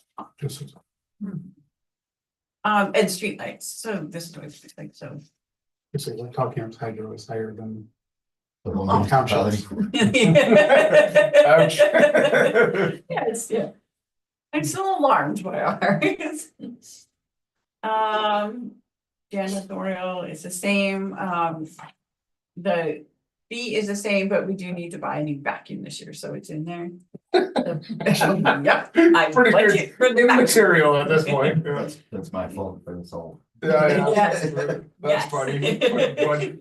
Is Yeah. it You know, just- we're running a tight budget, we're like, I got a budget in for the vacuum. I've let him pick it, so I know nothing about vacuums. No, just because I have an extra vacuum at home and I don't need it to be. You can absolutely do it. Yes, so line 432, I will work with the North Bay Mattawa Conservation Authority to get a letter so that we can merge our properties, so we can actually get a septic this year. Yeah. But I did hear, like, we are doing pump outs once a month, they're around $400 every time we do a pump out, so it's really drastically increasing this cost. So we need a new septic, but I think that we've had some conversations, and I do think that we will be able to just replace it with a whole new thing. For the, Suffering, yeah, thing. I know. for the summer, not all the other stuff, but we expect people usually are. With the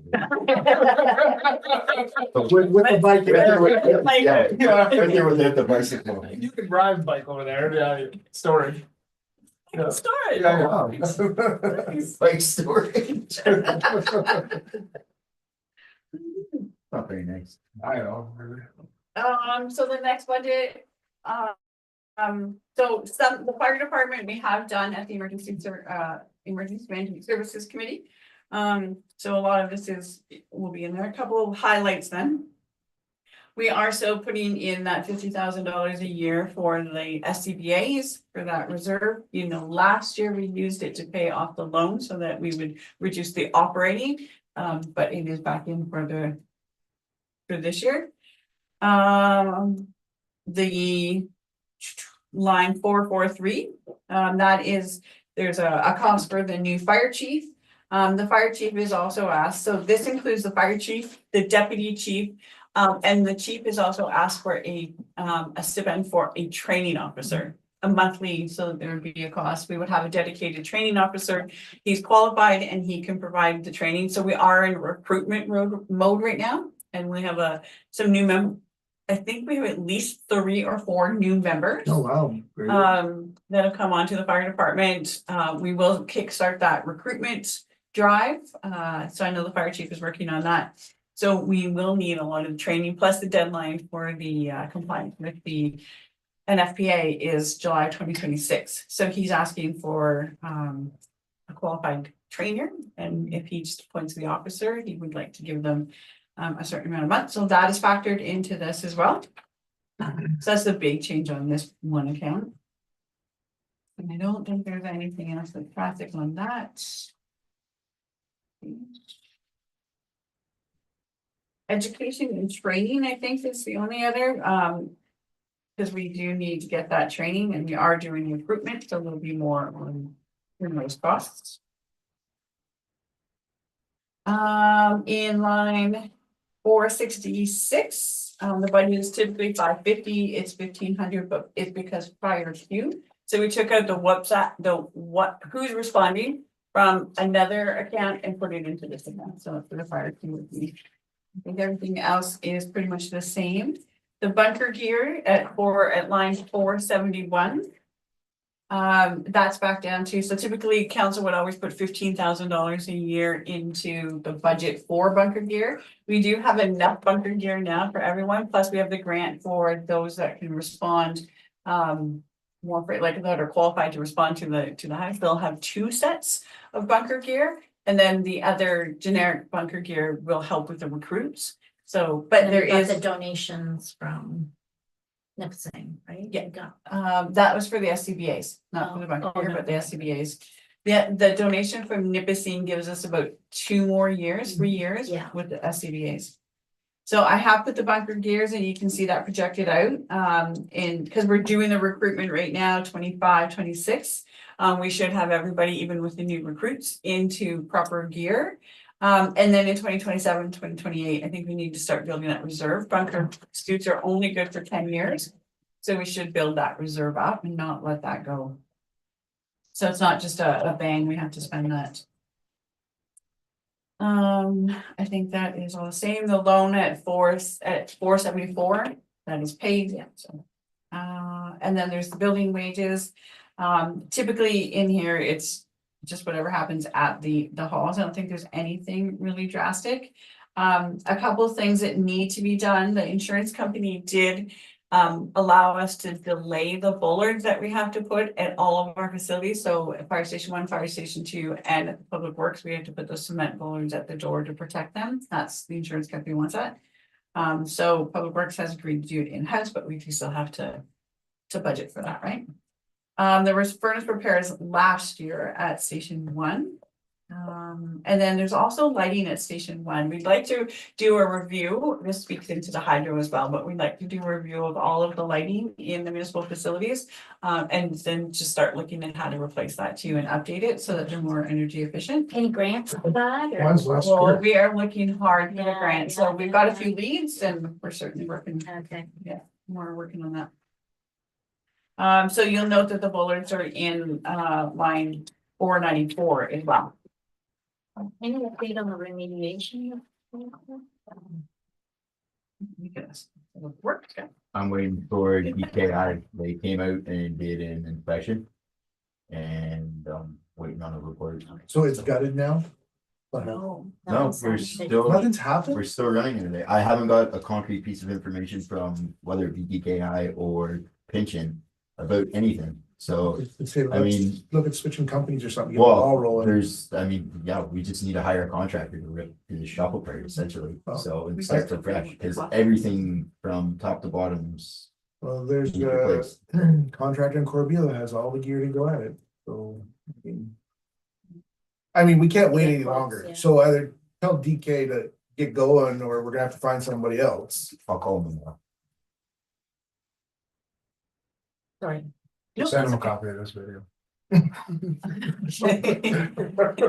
Minute number. Yeah. For the vehicles in the fire department,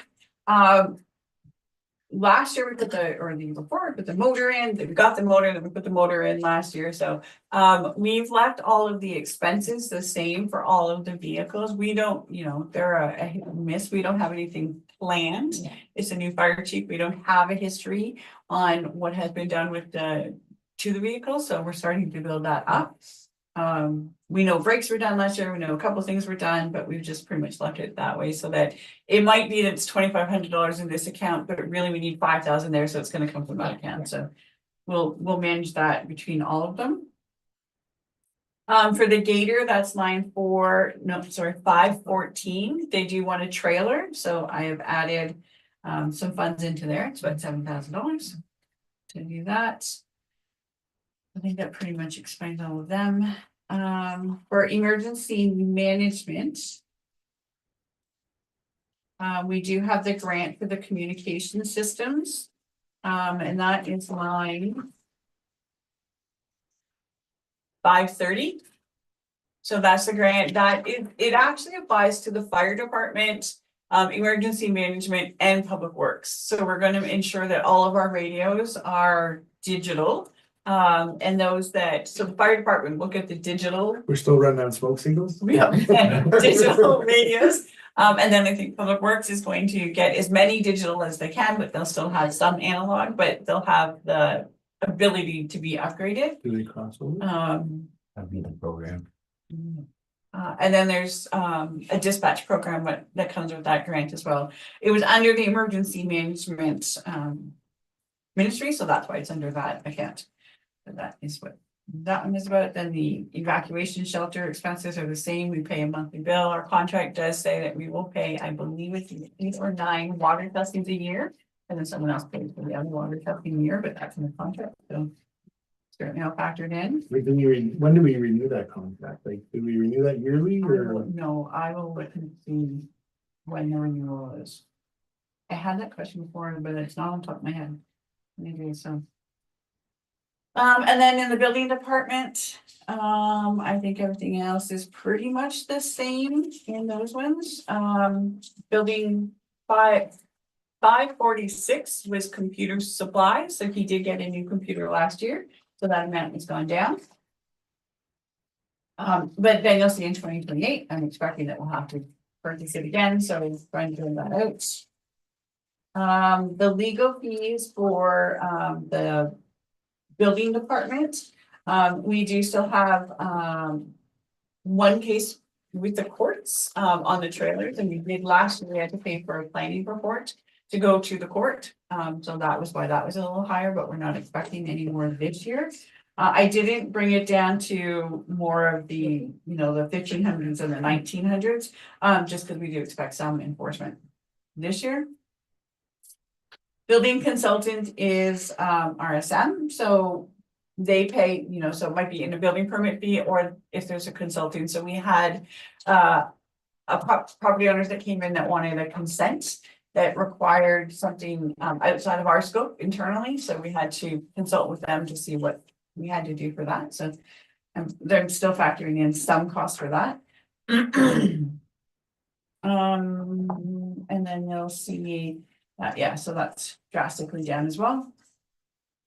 And I think everything else are just pretty much just basic, normal. Is the training expenses way down because we hired somebody with all the qualifications? No, but he did, he takes other training. Okay. So, and we're focusing. Yeah, no, but it's way down, like it's the year to date I lost the line. Training expense, $239.14. So previous, they would go to the annual Building Officials Association conference. And our current one does not go to that. Okay, very good. Yeah. You'll see the other responses that are in there, I already told you.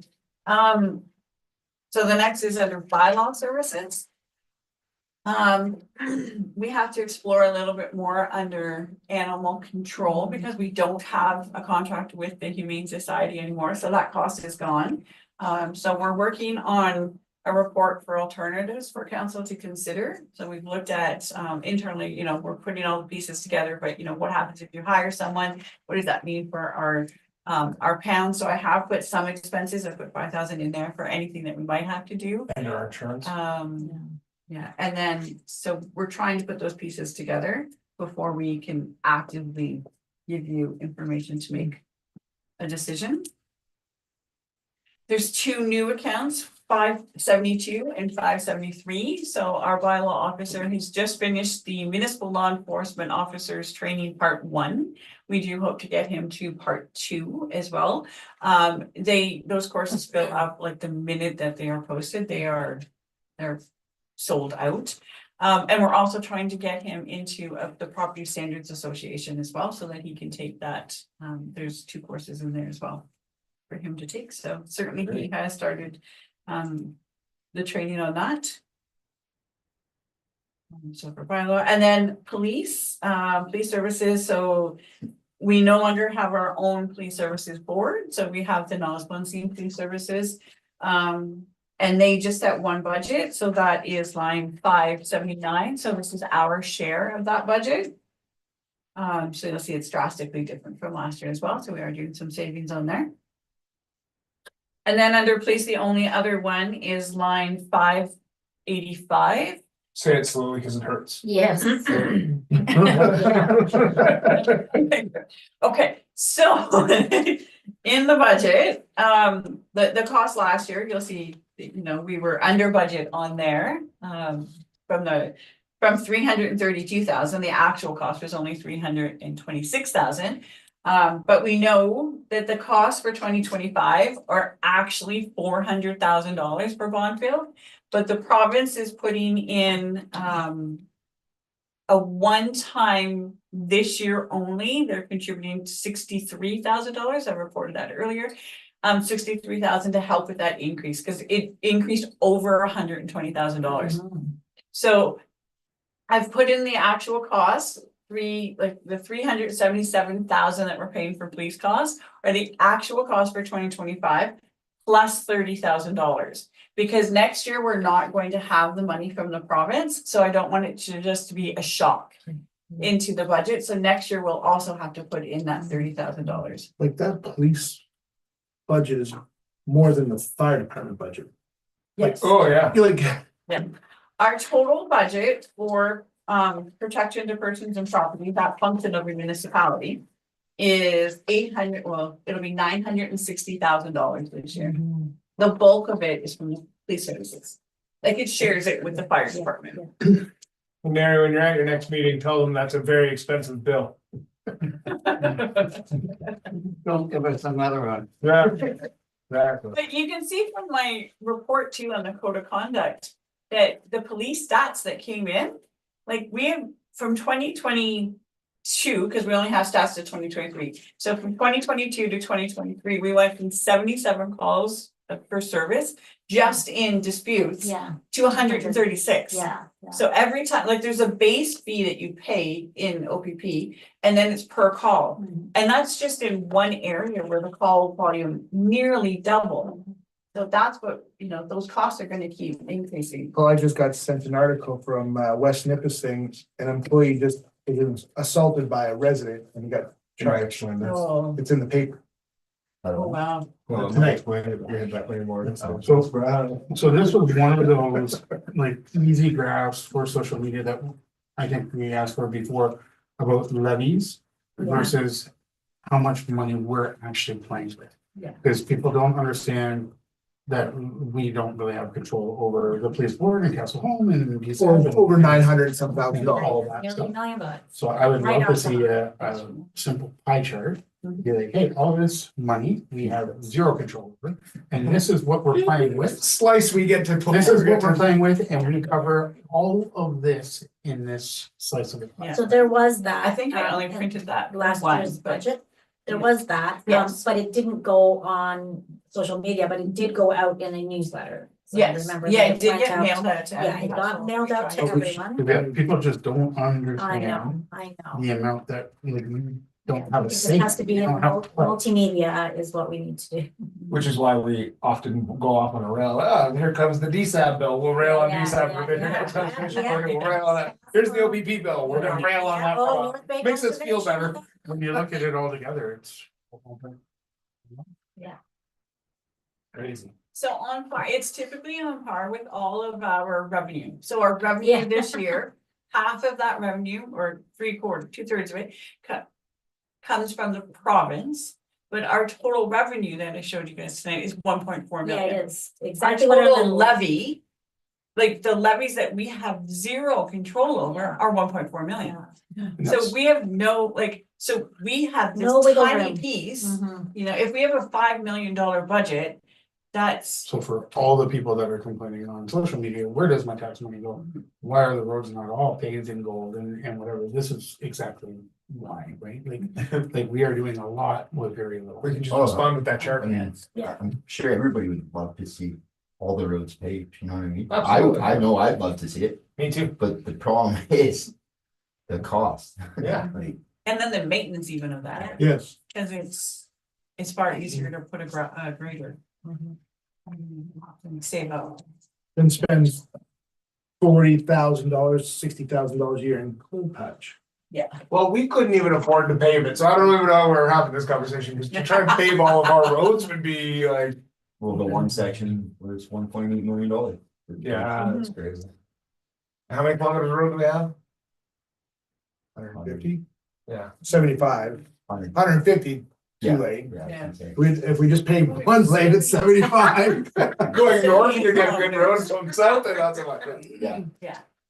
Yeah. Yeah. Yes. So those are where we are on the budget, just on those 3 departments. So we'll bring more back and we should have a fulsome. Alex has got a lot of the public works, all the quotes and such. Done, we'll put it into a package and send that up as well. Be back in the budget, so hopefully you'll see a full budget Yeah, review. sure. April, winters. All right, moved by Jason, second by Steve, that this meeting be adjourned at 9:07. All in favor? Carried.